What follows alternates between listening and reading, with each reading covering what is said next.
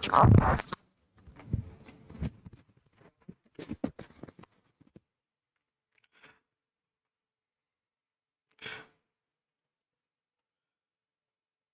আলাইকুম এভরিওয়ান, সবাইকে ওয়েলকাম জানাচ্ছি আমাদের আজকে ওয়েব ডিজাইন পরিচিতি ও এইচটিএমএল এর পর্ব 1-এ। আশা করছি তোমরা সবাই অনেক ভালো আছো এবং সুস্থ আছো। তোমাদের সাথে আইসিটি আজকে প্রথম ক্লাসে দেখা হলো। তো আমি একটু আগে দেখি যে সবকিছু ঠিকঠাক আছে কিনা।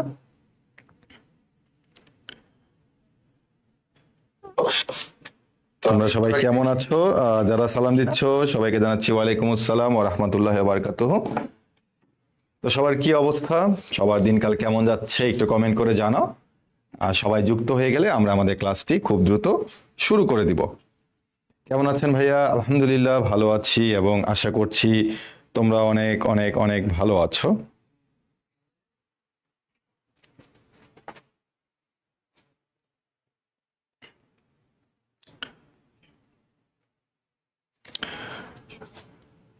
ওকে, ঠান্ডা লাগতেছে।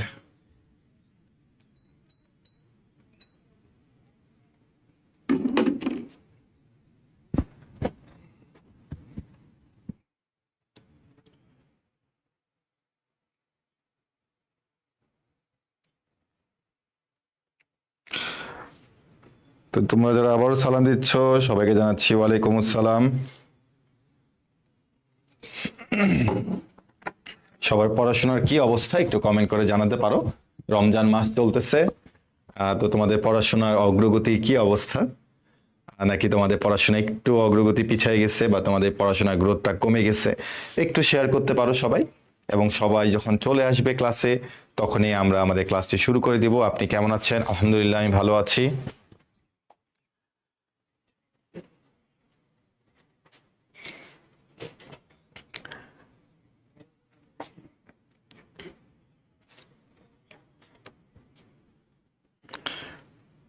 অনেকদিন পর ভাইয়ার ক্লাস করব, কতদিন পরে করতেছো? সময়টা কি তোমার জানা আছে?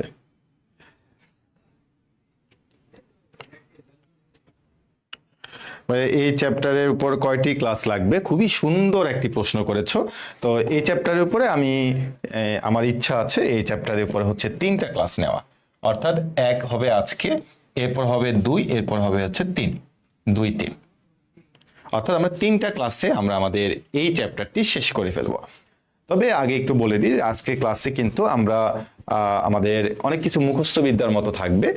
তো সেগুলো আজকে ক্লাসে থাকবে এবং যে জিনিসগুলো একটু বুঝে বুঝে করতে হবে এবং বুঝে বুঝে আমাদের কাজ করতে হবে এবং পড়তে হবে সেগুলো হচ্ছে লেকচার নাম্বার 2 এবং লেকচার নাম্বার হচ্ছে 3-তে গিয়ে আমরা শিখবো। ঠিক আছে? তো আজকে আমাদের শুরুর দিকে ম্যাক্সিমাম টপিকসে তোমার একটু মুখস্থ করতে হয়।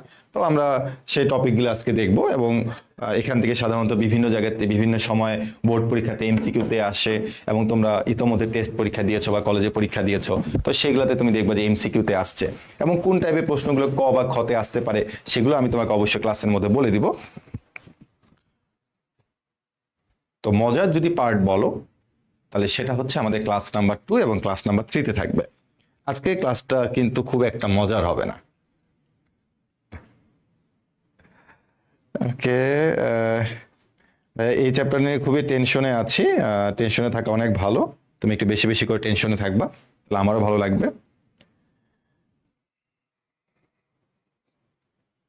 আপনার ম্যাথ ক্লাস মিস করতেছে ভাইয়া? ভাই আমি তো ক্লাস নেই রে ভাই, মিস করবা কেন? ভাইয়ের সাথে আজকে ফার্স্ট লাইভ করার সুযোগ হলো। দীর্ঘ 21 দিন আগে আপনার সাথে সামনাসামনি দেখা হয়েছিল। হ্যাঁ, তুমি সময়টা মনে রাখছো।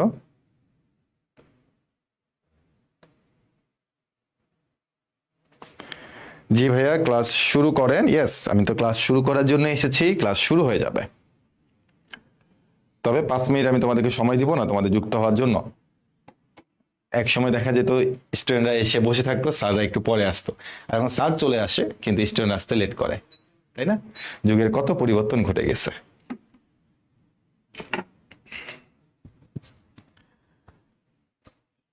ভাই আইসিটি একদম পারি না। এত সুন্দর করে তুমি বললা যে আইসিটি একদম পারো না, এটা কোনো কথা? কেন আইসিটি পারবা না? আমি কোডিং ভালো পারি, কোডিং যদি ভালো পারো তাহলে তো খুবই ভালো, বন্দিপাশ ক্লাসে যোগাযোগ করবা, তোমাদেরকে একবারে নিয়ে নিবে যারা কোডিং ভালো পারো। তবে HTML পারলে হবে না, ওকে, অন্যান্য কোডিং ভালো পারতে হবে। তাই যেগুলো মুখস্থ করতে হবে বলে দিয়ে অবশ্যই বলে দিব। কত ঘন্টা হবে ক্লাস? রাতে ক্লাস তো বেশিক্ষণ হয় না, রাতে ক্লাস কতক্ষণ হবে? 12টার আগে ক্লাস শেষ হয়ে যাবে।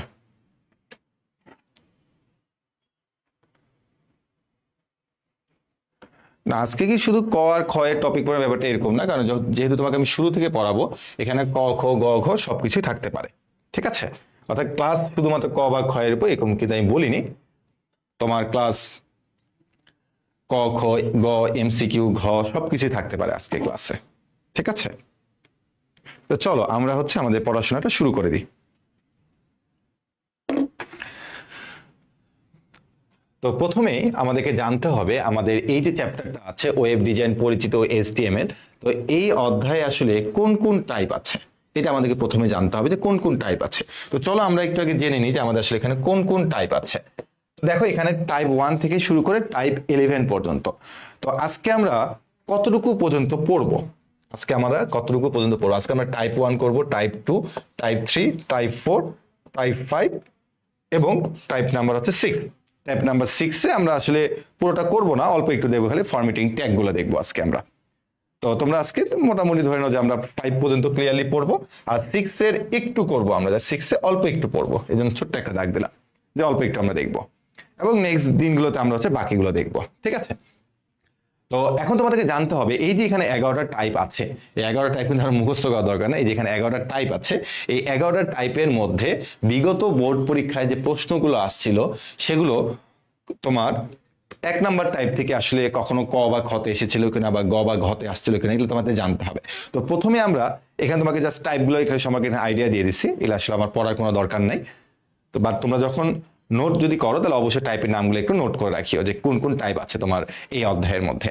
তো এরপর একটু খেয়াল করে দেখো যে আমাদের যে টাইপ 1 আছে, এই যে আমাদের যে টাইপ 1 আছে, এই টাইপ 1 থেকে আমাদের, তুমি কি খেয়াল করে টাইপ 1 আমাদের ওয়েব ডিজাইনের ছোটখাটো কিছু ধারণা আছে। তো এই জায়গাটাতে তুমি দেখবা যে সবসময় জন্য এই প্রথম টাইপটা থেকে জ্ঞানমূলক মানে আমাদের সিকিউ কতে একটু বেশি আসে, এবং অনুধাবনমূলক মানে খতে এটা বেশি আসে 2 মার্কের জন্য। তারপরে আমরা দেখতেছি আমাদের টাইপ 1 মোটামুটি ক আর খ এর জন্য ইম্পর্টেন্ট। কিসের জন্য ইম্পর্টেন্ট? জ্ঞানমূলকের জন্য ইম্পর্টেন্ট এবং অনুধাবনমূলকের জন্য ইম্পর্টেন্ট। তো অনুধাবনটা আমি 2 স্টার দিলাম, বাট জ্ঞানমূলকের জন্য অনেক বেশি ইম্পর্টেন্ট। আবার তুমি খেয়াল করে দেখো টাইপ নাম্বার 2, এই টাইপ নাম্বার 2 কিন্তু আমাদের জ্ঞানমূলকের জন্য অনেক ইম্পর্টেন্ট, আর এটার জন্য মোটামুটি ইম্পর্টেন্ট। ওয়েবসাইটের কাঠামো, তো ওয়েবসাইটের কাঠামোতে তুমি খেয়াল করে দেখো এখান থেকে জ্ঞানমূলকে একবারই আসছে, বাট অনুধাবনে কিন্তু কখনো আসে নাই। তাহলে এটা কোন জায়গাতে ইম্পর্টেন্ট? আমরা যদি একটু পরের স্লাইডে চলে যাই তাহলে আমরা দেখব টাইপ নাম্বার 3, যে মাত্র দেখলাম যে ওয়েবসাইটের কাঠামো, এটা কয়ে একবার আসছে হয়তো ভুল করে, বাট ক্ষয়ে কখনো আসে নাই। কিন্তু এই 3 নাম্বার টাইপটা তুমি একটু খেয়াল করে দেখো, এটা আমাদের গ এবং ঘতে কিন্তু অনেকবার এসেছে। তাহলে আমরা টাইপ নাম্বার 3টা আমাদের গ এবং ঘ এর জন্য আমরা মোস্ট ইম্পর্টেন্ট আকারে চিন্তা করতে পারি। এরপরে যদি তুমি টাইপ নাম্বার 4 এর কথা চিন্তা করো, টাইপ নাম্বার 4 কিন্তু তোমার জ্ঞানমূলকের জন্য অনেক ইম্পর্টেন্ট, আবার অনুধাবনমূলকের জন্য কিন্তু অনেক বেশি ইম্পর্টেন্ট। আর তুমি যদি চিন্তা করো টাইপ নাম্বার 4 কিন্তু গ বা ঘতে আসে না, তার মানে টাইপ নাম্বার 4 শুধুমাত্র ক আর খ এর জন্য ইম্পর্টেন্ট। তার মানে বুঝতে পারতেছো এখান থেকে তোমাকে কিছু ডাটা মনে রাখতে হবে, আর ওই খ নাম্বারে আসলে তোমার 3-4 লাইন লিখলে তুমি কিন্তু খ নাম্বারের জন্য 2 মার্ক পেয়ে যাচ্ছ। তার মানে আমাদের টাইপ নাম্বার 4টা মূলত ক আর খ এর জন্য খুবই ইম্পর্টেন্ট। তুমি এখানে যতগুলো টাইপ দেখতেছো তার মধ্যে দেখতেছো আমাদের 4 নাম্বার টাইপ থেকে ক আর খতে পরীক্ষা সবচেয়ে বেশি প্রশ্ন আসছে। তার মানে এখান থেকে আমাদের ইনফরমেশনগুলো একটু মনে রাখতে হবে বেশি করে। এরপর আছে টাইপ নাম্বার 5। টাইপ নাম্বার 5 তুমি দেখো ক আর খ এর জন্য কিন্তু অনেক ইম্পর্টেন্ট, জন্য অনেক ইম্পর্টেন্ট। এবার টাইপ নাম্বার 5 এখানে দেখি, টাইপ নাম্বার 5 এই জায়গাটাতে ঘতে সাধারণত প্রশ্ন আসে না, এটা তোমার গ পর্যন্ত আসে, প্রয়োগমূলক পর্যন্ত আসে। তারপর তুমি আসো ফরম্যাটিং ট্যাগ তো আজকে আমরা জাস্ট অল্প একটু দেখবো। তো এই ফরম্যাটিং ট্যাগ থেকে ক খতে আসে না, বা তুমি যত নিচের দিকে যাবা দেখবা যে এগুলো একটু কম আসছে ক বা খতে, বা লাস্ট টাইপটা নিয়ে আমরা যখন আলোচনা করবো তখন আমরা এগুলো নিয়ে বলবো। আর আজকে যেহেতু আমাদের টাইপ নাম্বার 5 মোটামুটি, বা টাইপ নাম্বার 6, তো এই পর্যন্ত আমরা খেয়াল করতেছি যে আমাদের টাইপ 4 আর 5 হচ্ছে অনেক বেশি ইম্পর্টেন্ট, আবার টাইপ 2 অনেক ইম্পর্টেন্ট। আবার মানে মোটামুটি টাইপ 1 থেকে 5 পর্যন্ত যে টাইপগুলো আছে এগুলো হচ্ছে আমাদের ক বা খ এর জন্য খুব ইম্পর্টেন্ট। তবে টাইপ নাম্বার 3টা মোস্ট ইম্পর্টেন্ট হচ্ছে আমাদের গ বা ঘ এর জন্য। তা আমরা একটা ধারণা পেয়ে গেলাম যে আজকে আমরা যে টাইপগুলো নিয়ে আলোচনা করব এগুলো আমাদের ক খ গ ঘ সবগুলোর জন্য অনেক বেশি ইম্পর্টেন্ট। এবং একই রকম ভাবে আমাদের এগুলো থেকে যতটুকু পড়বো এগুলো থেকে আসলে কি কি টাইপের এমসিকিউ এসেছিল সেগুলো কিন্তু আমরা একদম ক্লাস শেষে দেখে ফেলবো, ঠিক আছে? তো নিচেগুলো নিয়ে আমি মাথা ঘামাচ্ছি না, কারণ যেহেতু আজকে আমি এগুলো আলোচনা করবো না সেগুলো নিয়ে কেন কথা বলবো। তো আগামী ক্লাসে আবারও আলোচনা হবে, তখন আবার এই পরের টাইপগুলো নিয়ে আবার কথাবার্তা হবে, ঠিক আছে? যেমন দেখো ফরম্যাটিং ট্যাগ থেকে ক বা খতে আসে না, তাহলে ফরম্যাটিং ট্যাগ কথায় আসে বেশি, দেখো গ আর ঘতে একটু বেশি আসছে, ঠিক আছে? তাহলে এখন একটু বলো তোমাদের এই যে অ্যানালাইসিসটা করে দিলাম, এই অ্যানালাইসিস থেকে তোমরা কি ক্লিয়ারলি ধারণা পেয়েছো কিনা যে কোনগুলো তোমাদের জন্য ইম্পর্টেন্ট, কোন টাইপগুলো তোমাদের জন্য ক বা খতে ইম্পর্টেন্ট এবং কোন টাইপগুলো তোমাদের গ বা ঘতে ইম্পর্টেন্ট। তো তোমরা কিন্তু অবশ্যই এটা একটা স্ক্রিনশট নিয়ে রাখতে পারো, তোমরা অবশ্যই একটা স্ক্রিনশট নিয়ে রাখো যেন তোমরা অ্যানালাইসিস করে পড়তে পারো। অনেকে বলছো যে ভাইয়া আইসিটি নিয়ে একটু সমস্যা আছে বা আইসিটি এই চ্যাপ্টার নিয়ে একটু প্যারার মধ্যে আছি, বা তুমি এই চ্যাপ্টার নিয়ে যদি প্যারার মধ্যে নাও থাকো কোনো সমস্যা নেই। তবে তোমাকে যেটা করা লাগবে সেটা হচ্ছে যে একটু জানতে হবে যে এই চ্যাপ্টারে কোন কোন জিনিসগুলো ইম্পর্টেন্ট এবং কোন কোন জিনিসগুলো ইম্পর্টেন্ট না, ঠিক আছে? ওকে, এরপরে আমরা আসি। তো তোমাদের যখন প্র্যাকটিস শিট দেওয়া হবে তখন কিন্তু সেখানে আরো বেশ কিছু জিনিস একটু ডিটেলস দেওয়া থাকবে, বুঝতে পারছো? যখন তোমাকে একটা প্রশ্ন গ বা ঘতে দিছে, তো আমি তো তোমাকে ওই গ বা ঘয়ের জন্য তো একদম লাইন টু লাইন তোমাকে আমি মুখস্থ করাবো না, তখন কিছু কিছু লাইন তোমাকে নিজের থেকে লিখতে হবে, কিছু কিছু লাইন তোমাকে গাইড ফলো করতে হবে, বাট তোমাকে বেসিকটা বুঝতে হবে, ঠিক আছে? যখন তুমি জিনিসটা বুঝে যাবা যে হ্যাঁ এটা দ্বারা এটা বুঝাচ্ছে, তখন তুমি খুব সুন্দর করে লিখতে পারবা। তো সেটা আমি পরে বলতেছি। তো ফার্স্টে আমরা টাইপ 1-এ চলে আসি। আমাদের টাইপ 1-এ কি আছে দেখো, টাইপ 1 আছে হচ্ছে আমাদের ওয়েব ডিজাইনের ধারণা। ওয়েব ডিজাইনের ধারণা তার মানে এই ওয়েব ডিজাইনটা কত সালে কে চিন্তা করছিল এবং সেটাকে কিভাবে ডেভেলপ করছে, একদম আমরা সেখান থেকে শুরু করব, কারণ এখান থেকে আসলে এমসিকিউ একটু বেশি আসবে। কি আসবে? এমসিকিউ বেশি আসবে। চলো এমসিকিউ এর জন্য কোন কোন লাইনগুলো মোস্ট ইম্পর্টেন্ট সেগুলো আগে আমরা একটু বাছাই করে ফেলি। ফার্স্টে একটু খেয়াল করে দেখেন, একটা সাল বলছে, সালটা একটু ভালো মনে রাখিও।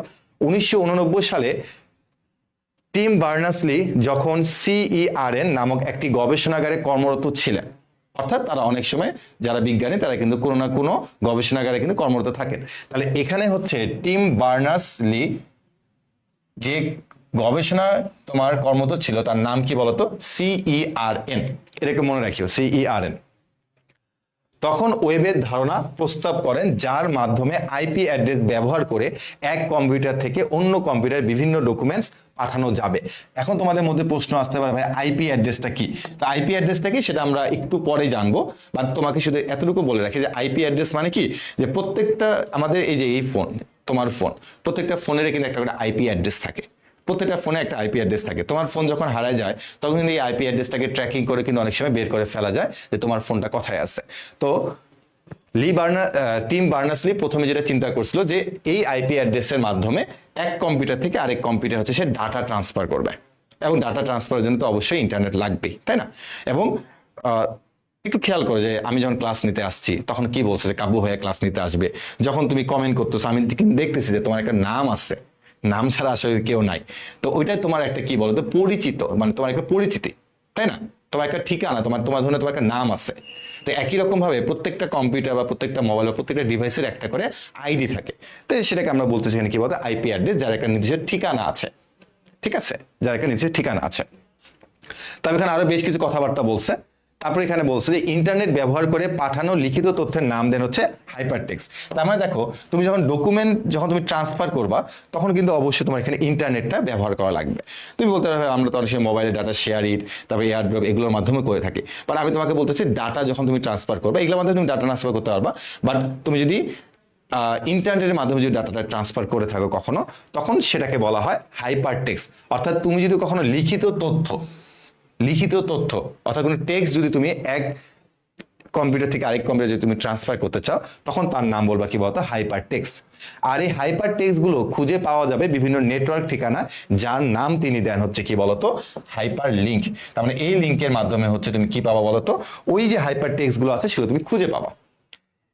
লিখিত তথ্যের বাইরে ছবি, অডিও ও ভিডিও জাতীয় তথ্যকে বলা হয় হাইপারমিডিয়া। তার মানে দেখো, টেক্সট যদি তুমি বাদ দাও, টেক্সট ছাড়া তো আরো অনেক কিছু থাকে, তাই না? ইমেজ থাকবে, অডিও থাকবে, ভিডিও থাকবে। তো এই তথ্যগুলোকে তিনি কি নাম দিচ্ছে বলতো? হাইপারমিডিয়া নাম দিচ্ছে। তারপর দেখো 1989 সালে সে প্রস্তাব দিছিল। দেন 1990 সালে সে কি করছে দেখো, যে সহকর্মীদের সহযোগিতায় তার ধারণাটিকে আরেকটু সুগঠিত করে, ঠিক আছে, এবং এটাকে আরেকটু পুনরায় প্রস্তাব করে, এবং সে এখান থেকে একটা হচ্ছে ওয়েব ব্রাউজারে একটা ধারণা দেয়। ওয়েব ব্রাউজার, এখন তোমরা বলতে পারো ওয়েব ব্রাউজারটা আবার কি? ওয়েব ব্রাউজারটা হচ্ছে যে তোমরা যখন আমাদের ওয়েবসাইটে যাও, তোমরা অনেক সময় ক্রোম ব্রাউজার ইউজ করো, তাই না? অনেকে তোমরা হচ্ছে সাফারি ব্রাউজার ইউজ করো, অনেকে তোমরা হচ্ছে মজিলা ইউজ করো। তো এক একজনে এক এক ধরনের ব্রাউজার ইউজ করো। তো ওই ব্রাউজারটাকে এখানে আমরা কি বলছি বলতো? যে ওয়েব ব্রাউজার বলতেছি। কি ব্রাউজার বলতেছে বলতো? ওয়েব ব্রাউজার বলতেছে। তার মানে এই জিনিসগুলো তোমরা হচ্ছে এমসিকিউ এর জন্য একটু মনে রাখবা, যেগুলোতে আমি একটু বোল্ড করে দিছি। তোমরা এগুলো কি করবো বলতো? এমসিকিউ এর জন্য একটু মনে রাখবা, ঠিক আছে? এমসিকিউ এর জন্য মনে রাখবা। এবার চলে আসছে হচ্ছে ওয়েব ব্রাউজার। এগুলো মাঝে মধ্যে সংজ্ঞা কতে চলে আসে, যেমন দেখো এখানে সিবি মানে চিটাগাং বোর্ড 2023 সালে আসছিল। তার মানে কি? অবশ্যই এটা কি এমসিকিউতে আসছিল, সরি কতে আসছিল। তারপরে কয়ের জন্য তোমার যতটুকু দরকার তুমি ঠিক ততটুকু লিখে দিবা এখানে। তো একটু খেয়াল করে দেখো, ওয়েব ব্রাউজার বলতে তারা কি বলতেছে? ওয়েব ব্রাউজার হচ্ছে এক ধরনের সফটওয়্যার যার সাহায্যে ওয়েব পেজ প্রদর্শন করা হয় তথা ওয়েব ব্রাউজিং করা যায়। পৃথিবীর বিভিন্ন দেশের সার্ভারে সংরক্ষিত পরস্পরের সাথে সংযোগ যোগ্য ওয়েব পেজ প্রদর্শন করাকে ওয়েব ব্রাউজিং বলা হয়ে থাকে। কিছু ওয়েব ব্রাউজারের নাম তোমার এখানে লিখে দেওয়া আছে, এগুলো একটু লিখে দিবা। যেমন গুগল ক্রোম, অপেরা মিনি, তারপর internet explorer, Mozilla, safari, Firefox. Safari তোমার আইফোনে পাবা। তারপর তোমার মাইক্রোসফট এজ, এগুলোকে বলা হয় কি বলতো? ওয়েব ব্রাউজারে বেশ কয়েকটা নাম বলা হয়ে থাকে। তো দেখো ওয়েব ব্রাউজারটা আসলে কি? প্রথমত হচ্ছে যে এই ব্রাউজারের মধ্যে, বা তুমি যখন ওখানে যাবা, সাপোজ ধরে নাও যে তুমি এখন একটা ওয়েব ব্রাউজারে যাবা, তো এখানে গিয়ে তুমি তো অবশ্যই কিছু না কিছু একটা তো চাবা।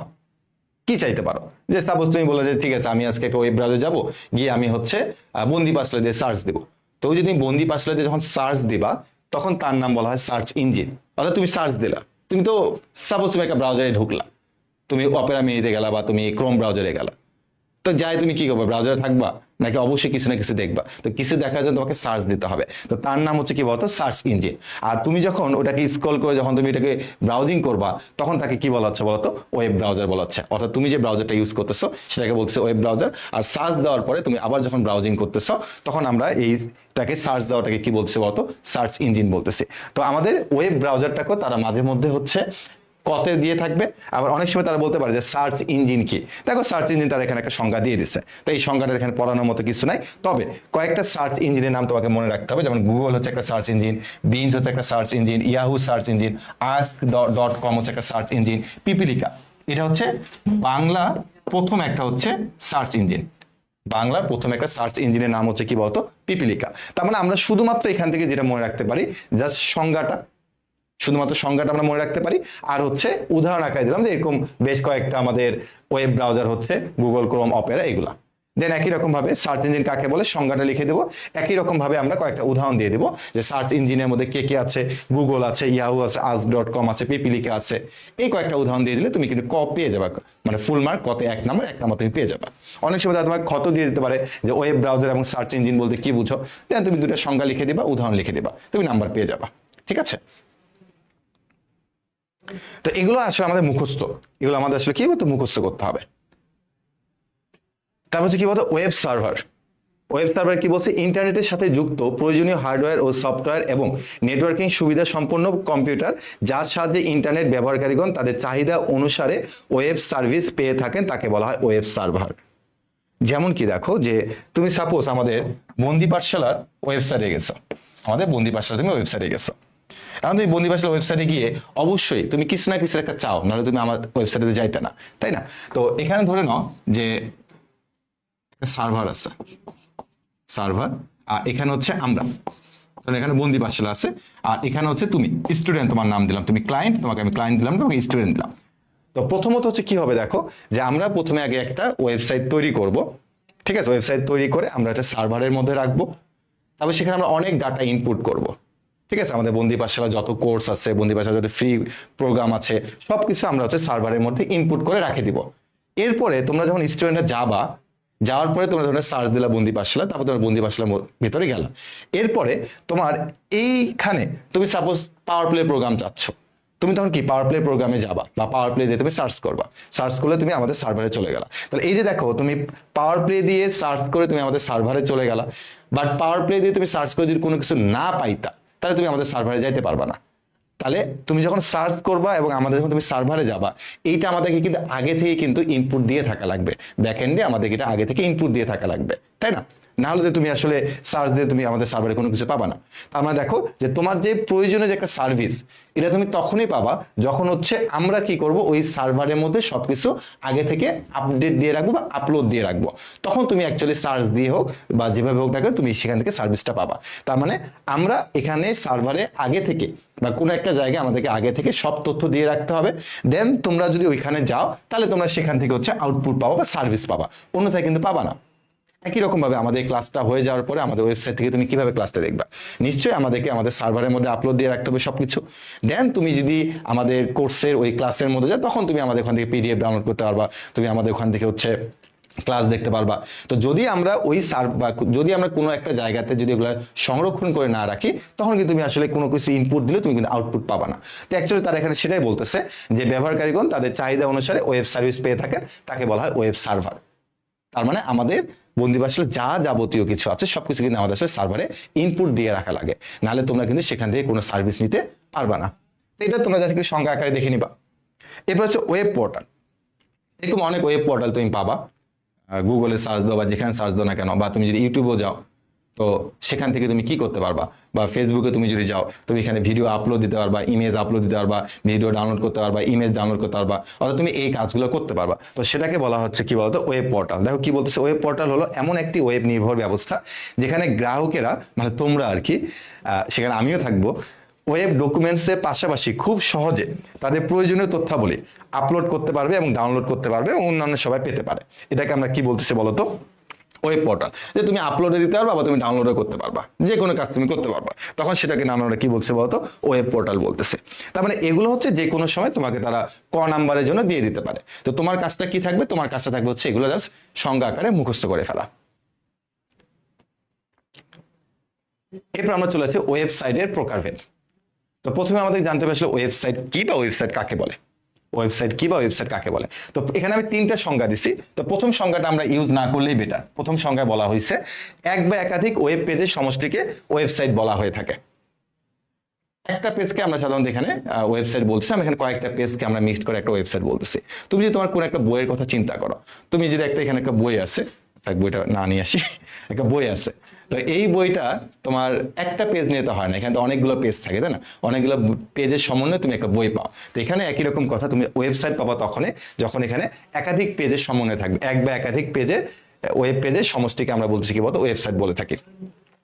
অথবা এখানে আরেকটা কথা বলছে যে একই ডোমেইন নেম এর অধীনে একাধিক ওয়েব পেজ সংযুক্ত থাকলে তাকে আমরা ওয়েবসাইট বলে থাকি। ওয়েব পেজ, ওয়েব পেজ মানে হচ্ছে একাধিক ওয়েব পেজ যুক্ত থাকবে। তুমি যদি আমাদের বন্দি পাঠশালা ওয়েবসাইটে যাও, তুমি দেখবে অনেকগুলো পেজ আছে, একটা হোম পেজ পাবা, একটা কোর্সে ক্লিক করবা, আবার তোমাকে একটা পেজে নিয়ে যাবে, আবার তুমি যে কোর্সটা ডিটেলস দেখতে চাও তোমাকে আরেকটা পেজে নিয়ে যাবে, মানে অনেকগুলো পেজ থাকে, তাই না? একটা পেজ দিয়েও হয়ে থাকে, ওটা আমরা ব্যক্তিগতভাবে ইউজ করবো, সেটা আমি তোমাকে একটু পরে দেখাচ্ছি। বাট সাধারণত ম্যাক্সিমাম ওয়েবসাইটের মধ্যে দেখবা যে একাধিক পেজ নিয়ে আসলে হয়ে থাকে। সিঙ্গেল পেজ দিয়ে ওয়েবসাইট মানে সাধারণত ব্যক্তিগত মানুষটা ইউজ করে থাকে। বাট তুমি যদি প্রাতিষ্ঠানিক কোনো ওয়েবসাইটে যাও, তুমি দেখো অনেকগুলো পেজ আছে, একটা লিঙ্কে ক্লিক করে তোমাকে নতুন পেজে নিয়ে যাচ্ছে, ওখানে ক্লিক করলে আবার তোমাকে আরেকটা পেজে নিয়ে যাচ্ছে, তারপরে তোমাকে পেজ সংখ্যা তারা বাড়ায়, যে কোনো প্রতিষ্ঠানের পেজ সংখ্যা বাড়ায়, নতুন নতুন পেজে নিয়ে যাওয়ার চেষ্টা করে। তো এখানে এটাই বলছে দেখো যে ওয়েব পেজের সংযুক্ত থাকলে তাকে বলা হয় ওয়েবসাইট বলা হয় থাকে। এখন তোমার কাছে মনে হতে পারে ডোমেন আসলে কি, ডোমেন কি, ডোমেনের ব্যাখ্যা আমরা একটু পরে জানবো, বাট তাও একটু বলে দিই ডোমেন জিনিসটা কি। আমাদের বন্দি পাঠশালাতে তুমি যখন যাবা, তুমি দেখবা যে আমাদের বন্দি পাঠশালাটা এইভাবে লেখা আছে, বন্দি পাঠশালা.com.bd, এটাকে আমরা বলে থাকি হচ্ছে ডোমেন। এবং এই ডোমেনটা শুধুমাত্র বন্দি পাঠশালায় আছে, অন্য কারোটাও তুমি এই ডোমেনটা পাবা না। অর্থাৎ এই মানে মানুষের নাম কিন্তু একাধিক হতে পারে, যে আমার নামে আরেকজন থাকতে পারে, কিন্তু ওয়েবসাইটের ব্যাপারটা টোটালি ভিন্ন, যে সেম নামে তুমি একাধিক ওয়েবসাইট রাখতে পারবা না, সেম নামে তুমি একাধিক ওয়েবসাইট রাখতে পারবা না, তোমাকে একটাই রাখতে হবে। এবং তুমি তোমাকে এটা পারচেস করতে হবে, এই ডোমেনটা তোমাকে পারচেস করতে হবে। এই ডোমেনটা তুমি যখন পারচেস করবা তখন একজন ব্যক্তি হচ্ছে একটা ডোমেন কিনতে পারে, তুমি চাইলে ওই সেম নামে আরেকটা ডোমেন কিনতে পারবা না। আরেকটা এখানে সংজ্ঞা দিয়ে দেওয়া আছে। তো পরীক্ষা যদি আসে তাহলে প্রথমটা আমরা ইউজ না করে আমরা হচ্ছে পরীক্ষার জন্য এই 2 নাম্বার বা এই 3 নাম্বার, এই 2 আর 3 এই দুটা সংজ্ঞা আমরা ইউজ করব। ঠিক আছে, সংজ্ঞা হচ্ছে আমরা এই দুটা ইউজ করব, যে কোনো একটা সংজ্ঞা ইউজ করব। যদি বলে ওয়েবসাইট কাকে বলে, তখন আমরা এই পরের দুটা সংজ্ঞা থেকে আমরা যে কোনো একটা সংজ্ঞা ইউজ করব। ঠিক আছে, এখন তারা বলছে এখানে ওয়েবসাইট হচ্ছে 2 ধরনের। ওয়েবসাইট হচ্ছে 2 ধরনের। কি কি ওয়েবসাইট? একটা হচ্ছে আমাদের স্ট্যাটিক ওয়েবসাইট আর একটা হচ্ছে আমাদের ডাইনামিক ওয়েবসাইট। একটা হচ্ছে স্ট্যাটিক ওয়েবসাইট আর একটা হচ্ছে কি ডাইনামিক ওয়েবসাইট। এখন ভাই স্ট্যাটিক ওয়েবসাইট আমরা চিনবো কিভাবে, ডাইনামিক ওয়েবসাইট আমরা চিনবো কিভাবে? ম্যাক্সিমাম যত প্রতিষ্ঠান থাকে তাদের ওয়েবসাইটগুলো ডাইনামিক ওয়েবসাইট হয়ে থাকে।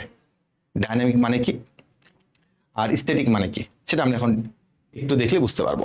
প্রথমত হচ্ছে স্ট্যাটিক ওয়েবসাইট। বলছে ওয়েব ব্রাউজিং এর সময় যে সকল ওয়েবসাইটে কন্টেন্ট পরিবর্তন করা যায় না তাকে স্ট্যাটিক ওয়েবসাইট বলা হয়ে থাকে। যেমন আর স্ট্যাটিক ওয়েবসাইট তৈরি হয় কিভাবে? HTML বা CSS এই কোডগুলো ব্যবহার করে হচ্ছে তুমি এই স্ট্যাটিক ওয়েবসাইটে তৈরি করতে পারবা। যেমন ব্যক্তিগত ওয়েবসাইট। ব্যক্তিগত ওয়েবসাইটটা কেন বলতেছে? সাপোজ ধরে নাও যে তুমি তোমার নামে একটা ওয়েবসাইট তুমি খুলবা, যেখানে তোমার জন্ম কত সালে হয়েছে, তারপরে তুমি কোন কত সালে স্কুলে ভর্তি হয়েছো, ওই স্কুলের প্রথম সাময়িক পরীক্ষা তোমার রেজাল্ট কি ছিল, তারপরে তুমি তোমার জীবনে কি কি করে আসছো, পূর্বের কাজগুলো তুমি লিখতেছো, বর্তমানে এগুলো লিখতেছো, ভবিষ্যতে আবার কি করবা সেগুলো লিখতেছো। এখন তুমি একটু চিন্তা করে দেখো তো, এই যে তুমি একটা ওয়েবসাইট তৈরি করলে এক পেজের মধ্যে, তো এইখানকার ডাটাগুলো কি বারবার কি চেঞ্জ করা দরকার আছে? মানে আজকে থেকে 1 বছর পরে কি তোমার জন্মসাল কি পরিবর্তন করার প্রয়োজন আছে? তোমার স্কুলের নাম কি পরিবর্তন করা দরকার আছে? তোমার কলেজের নাম কি পরিবর্তন করা দরকার আছে? দরকার নাই, কারণ ওগুলো তো ফিক্সড, ওগুলো তো চেঞ্জ হবে না। ওগুলো তো ফিক্সড, ওগুলো চেঞ্জ হবে না। তো যেহেতু ওগুলো ফিক্সড, চেঞ্জ করার প্রয়োজন পড়তেছে না, তো এই জন্য বলা হয় যে এটা হচ্ছে স্ট্যাটিক ওয়েবসাইট এবং এখানে হচ্ছে কন্টেন্ট পরিবর্তনের কোনো প্রয়োজন নাই বা কন্টেন্ট পরিবর্তন করা যায় না। যায় না মানে হচ্ছে প্রয়োজন পড়ে না আসলে। তো এটাকে আমরা বলতেছি কি বলতো, স্ট্যাটিক ওয়েবসাইট। আর স্ট্যাটিক ওয়েবসাইট সাধারণত ব্যক্তিগত কাজেই বেশি ইউজ করা হয়, যে আমি আমাকে নিয়ে একটা ওয়েবসাইট বানাবো, শুধুমাত্র আমার সবকিছু থাকবে, তার মানে আমার পূর্বের কাজগুলো তো আসলে পরিবর্তনশীল না, পূর্বে আমি ওগুলো করেই ফেলছি, তো ওই ডাটা তার পরিবর্তন করা দরকার নেই। তো এটাকে বলা হচ্ছে কি স্ট্যাটিক ওয়েবসাইট। আর একটা হচ্ছে ডাইনামিক ওয়েবসাইট। ডাইনামিক ওয়েবসাইটে মেন হচ্ছে ব্যবসায়িক যে ওয়েবসাইটগুলো সেটাকে আমরা বলি হচ্ছে ডাইনামিক ওয়েবসাইট। আর এটার কন্টেন্ট পরিবর্তন করা যায়। তুমি যদি কোনো ওয়েবসাইট থেকে যদি কোনো কিছু পারচেস করো, সাপোজ তুমি অনলাইন থেকে রকমারি থেকে তুমি একটা বই পারচেস করবা, তো মাঝে মধ্যে সেখানে অফার থাকে। এমন হইতে পারে তুমি আজকে একটা বই কিনছো 200 টাকা দিয়ে, হঠাৎ করে তুমি আগামীকাল বা আগামী 1 সপ্তাহ পরে একটা অফার দিয়ে তারা বইটার দাম 200 টাকা থেকে 190 টাকা বা 180 টাকা করে ফেললো। তার মানে কি, তারা তাদের ব্যবসায়িক কাজের উদ্দেশ্যে তারা তাদের ওই কন্টেন্টটা বা ওই প্রাইসটা হচ্ছে চেঞ্জ করতেছে। এবং এটা সবসময় হয়ে থাকে। তুমি যে কোনো একটা ব্র্যান্ড চিন্তা করো, যে কোনো একটা ব্র্যান্ড চিন্তা করো, অনলাইনে তুমি ইলিয়েনের কথা চিন্তা করো, তুমি রিচম্যান, তুমি দর্জি বাড়ি, এই ব্র্যান্ডগুলোর কথা তুমি চিন্তা করো, এক্সটাসি। তারা কি করে, তাদের একটা প্রোডাক্টের যে একটা দাম থাকে সাপোজ 2000 টাকা, তারা ঈদের পরে দেখবো ওই সেম প্রোডাক্টগুলো তারা হচ্ছে একটা সেলে দিয়ে দিবে 1100 টাকা 1200 টাকা দিয়ে তারা সেল করে দেবে, বিক্রি করে দেবে। তার মানে তাদের যে কন্টেন্টগুলো এগুলো কিন্তু ডে বাই ডে পরিবর্তনশীল। এবং একই সাথে তুমি চিন্তা করো যে তুমি যখন এখন নতুন যদি কোনো ওয়েবসাইটে যাও, সাপোজ আমি তোমাকে কাপড়ের ওয়েবসাইট দিয়ে বোঝাচ্ছি কারণ সামনে যেহেতু ঈদ, তুমি দেখবে যে তাদের ডে বাই ডে নতুন নতুন তোমার টি শার্ট অ্যাড হচ্ছে, নতুন নতুন পাঞ্জাবি অ্যাড হচ্ছে। তার মানে কি, তাদের কন্টেন্টটা পরিবর্তনশীল।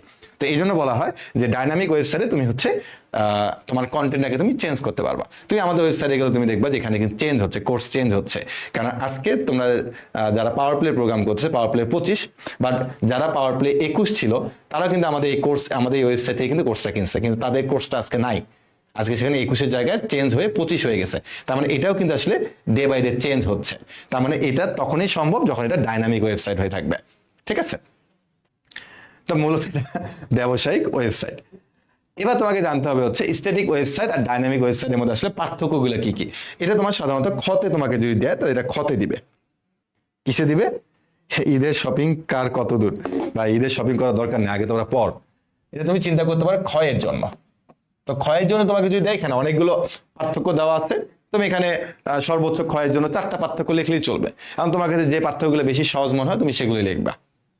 একটা যদি ইয়েস হয় একটা না হয়। আমরা জানি যে পার্থক্য যদি কখনো কাউকে লিখতে বলে এটা কম ওটা বেশি, এটা হইলে ওটা হবে না, ব্যাপারটা আসলে এরকমই। এবং তুমি মজার জিনিস দেখো, পিছন দিকে যদি শুরু করি যে ওয়েবসাইট তৈরিতে তুলনামূলক খরচ কম, কারণ দেখো এটা যদি তোমার একটা ব্যক্তির উপর নির্ভর করতেছে, তার মানে তার ওয়েবসাইটে আসলে বেশি কিছু থাকা দরকার নেই। তার মানে কি যে এখানে খরচ কম হবে। তার মানে দেখো এটা যদি খরচ কম হয় তাহলে এটা কি হবে, বেশি হবে, সহজ হিসাব। তারপরে এই ধরনের ওয়েবসাইট মানে স্ট্যাটিক ওয়েবসাইটের মধ্যে তোমার এটা তৈরি করতে বা নিয়ন্ত্রণ করতে অনেক সহজ। নিয়ন্ত্রণ মানে কি, যে তুমি এটাকে তোমার কন্ট্রোলে রাখতে হবে, তো এটা খুবই সহজ। বাট তুমি যদি একটা ডাইনামিক ওয়েবসাইটের কথা চিন্তা করো, তার মানে এটা কিন্তু ওয়েবসাইট তৈরি এবং হচ্ছে নিয়ন্ত্রণ তুলনামূলক জটিল। তার মানে এটা সহজ হলে এটা কঠিন হবে। দুটা পার্থক্য তোমার হয়ে গেল। এখানে আরো কয়েকটা পার্থক্য আছে, তার মধ্যে তুমি আরো দুইটা সহজ পার্থক্য তুমি এখানে খুঁজে বের করো। যেমন স্ট্যাটিক ওয়েবসাইটে কন্টেন্ট নির্দিষ্ট থাকে, একটু আগে আমরা দেখলাম, আর এটা কি কন্টেন্ট পরিবর্তনশীল হয়ে থাকে। তবে কি ব্রাউজিং এর সময় পেজের কন্টেন্ট পরিবর্তন করা যায় না, বাট ব্রাউজিং এর সময় পেজের কন্টেন্ট পরিবর্তন করা যায়। তুমি ব্রাউজিং করতেছো ওই সময় কন্টেন্ট পরিবর্তন করা যাবে। ব্যবহারকারী ব্রাউজার দ্রুত লোড হয়, ব্যবহারকারী ব্রাউজারে লোড হতে তুলনামূলক সময় বেশি নেয়। কারণ তুমি দেখবা যে একটা ব্যবসায়িক ওয়েবসাইটে তুমি যখন যাবা তখন একটু হলেও সময় নেবে। কেন? কারণ ওখানে অনেক ইমেজ থাকে, অনেক ভিডিও থাকে, অনেক ডাটা থাকে, তো সেগুলো লোড হতে একটু সময় লাগে। যদি এখন ডে বাই ডে অনেক ফাস্ট হয়ে গেছে, এত বেশি লোড নেয় না, একবারেই হয়ে যায়। বাট তাও আমরা বলবো যে হ্যাঁ, আমাদের স্ট্যাটিক ওয়েবসাইটে লোড নিতে একটু কম সময় নেয়, আর ওখানে লোড নিতে একটু বেশি সময় নেয়।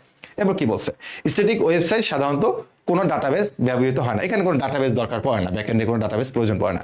বাট তুমি যখন একটা ডাইনামিকে যাবা তখন এখানে অবশ্যই একটা ডাটাবেসের প্রয়োজন পড়বে। যেমন দেখো, তুমি যদি আমাদের ওয়েবসাইটে যদি একটা কোর্স পারচেস করো, তোমাকে লগ ইন করতে হবে, তাই না? তারপর তোমাকে পেমেন্ট করতে হবে, অনেক কিছু করতে হবে, অনেক ডাটাবেস থাকে এখানে। বাট তুমি যখন কারো একটা জীবনী পড়বা, রবীন্দ্রনাথ ঠাকুরের একটা জীবনী পড়বা, তো ওই জীবনী পড়ার জন্য তুমি কখনো কি কোনো একটা ওয়েবসাইটে গিয়ে লগ ইন করবা না, তো তুমি পড়ে চলে আসবা। তাহলে এখানে কোনো আসলে ডাটাবেস থাকতেছে না। এই ধরনের ওয়েবসাইট ডাইনামিক ওয়েবসাইটের চেয়ে অনেক বেশি নিরাপদ, কারণ স্ট্যাটিক ওয়েবসাইট কেবল একমুখী কমিউনিকেশন হয়ে থাকে। একমুখী কমিউনিকেশন মানে কি, শুধুমাত্র তুমি এখানে যাবা, মানে তুমি যা যায় পরে চলে আসতেছ। বাট এই যে আমাদের যে ইয়াগুলো থাকতেছে, ডাইনামিক যে ওয়েবসাইট গুলো থাকতেছে, এখানে কিন্তু মানে তুমি যখন যাবা, তুমি এখানে কিন্তু অনেক সময় ইনপুটও দিয়ে আসো। যেমন তুমি যদি ই কমার্সে যাও, তুমি সেখান থেকে একটা জিনিস পারচেস করে আসো, মানে তুমি একটা ইনপুট দিচ্ছ, তুমি তোমার ইনফরমেশন ইনপুট দিচ্ছ। অনেক সময় তুমি তোমার নিজের ছবিটা কাভার ফটোতে দিচ্ছ বা প্রোফাইল পিকচারে দিচ্ছ। তো তুমি যে কোনো একটা ই কমার্সে গেলে কিন্তু তুমি অনেক কিছু ইনপুট দিতে পারবা। আবার তুমি যদি ফেসবুকের কথা চিন্তা করো, ফেসবুকে তুমি কি করো না, ফেসবুকের মাধ্যমে আমি লাইভটা নিচ্ছি, তার মানে আমি তো এখানে একটা ডাটা ইনপুট করতেছি। তার মানে যখন তোমার যারা ক্লায়েন্ট থাকে তারা যখন এটা ফুলফিল ইউজ করতে পারে, তখন কিন্তু এটা আসলে একটু নিরাপত্তাটা একটু কমে যায়, সিকিউরিটি একটু কমে যায়। যে কোনো সময় হচ্ছে এটা হ্যাক বলো বা যে কোনো কিছু হয়ে যেতে পারে। তো এখানে এটাই বলতেছে যে তোমার নিরাপদ, কম নিরাপদ, কারণ উভয় পক্ষে কমিউনিকেশন হয়ে থাকে। আর এটা তোমার শুধুমাত্র তুমি একমুখী কেন, কারণ তুমি শুধুমাত্র দেখে আবার চলে আসতেছো, তোমার এখানে কোনো কিছু তেমন ইনপুট দেওয়া লাগতেছে না। তো এই জিনিসগুলো হচ্ছে আমরা জাস্ট নিজের মতো করে, মন করার মতো করে এক দুইবার দেখে নিব, তাহলে আশা করি যদি কোনো ক্ষতে আসে আমরা ইজিলি করতে পারবো, লিখে দিয়ে আসতে পারবো। এবার হচ্ছে ওয়েবসাইটের কাঠামো। এই ওয়েবসাইটের কাঠামোটা খুবই ইম্পর্টেন্ট। তুমি দেখবা আমাদের টাইপ নাম্বার 3, আমরা যে আমাদের টাইপ নাম্বার 3টা একটু দেখি। টাইপ নাম্বার 3তে আমরা দেখছিলাম যে আমাদের টাইপ নাম্বার 3 হচ্ছে ক বা খতে আসেনি বললেই চলে, কিন্তু টাইপ নাম্বার 3 হচ্ছে আমাদের গ বা ঘতে প্রচুর আসছে, বিশেষ করে গতে অনেক আসছে। তো যেহেতু আমাদের এটা গ বা ঘয়ের জন্য ইম্পর্টেন্ট, সো এটাকে আমাদেরকে একটু গুরুত্ব দিতে হবে।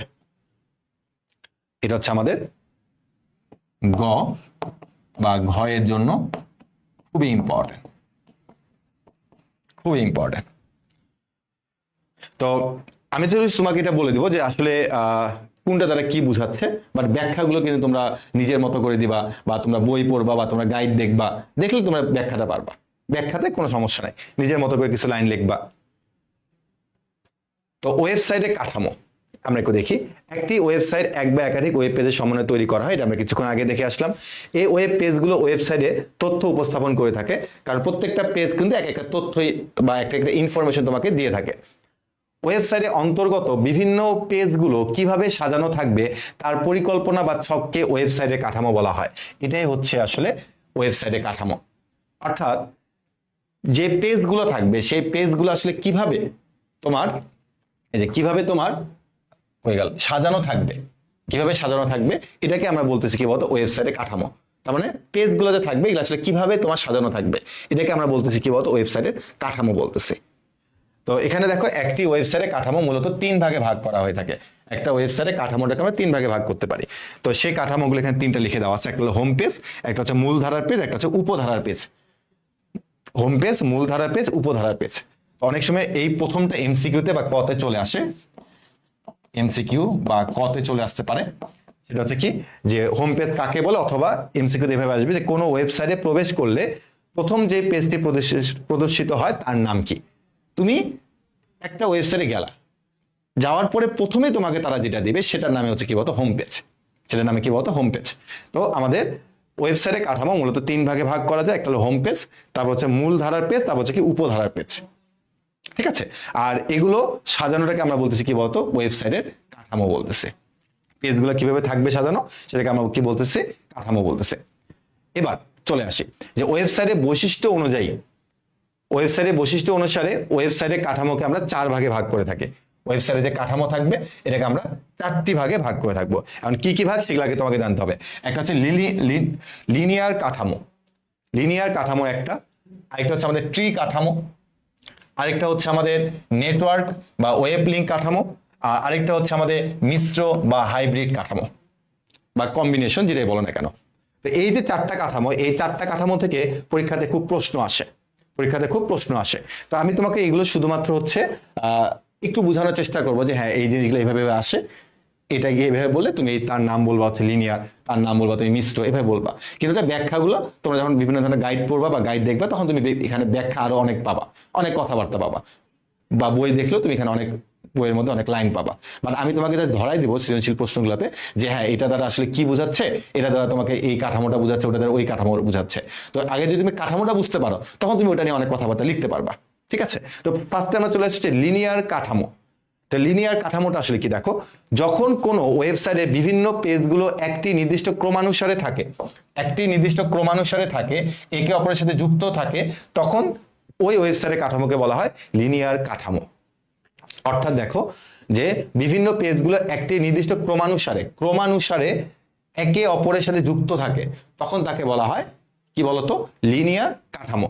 তো সাপোজ একটু ধরে নাও যে তোমার একটা হোম পেজ আছে, হোম পেজের সাথে আবার পেজ 1ও কানেক্টেড, আবার পেজ 2ও কানেক্টেড, অর্থাৎ লিনিয়ার ভাবে আছে।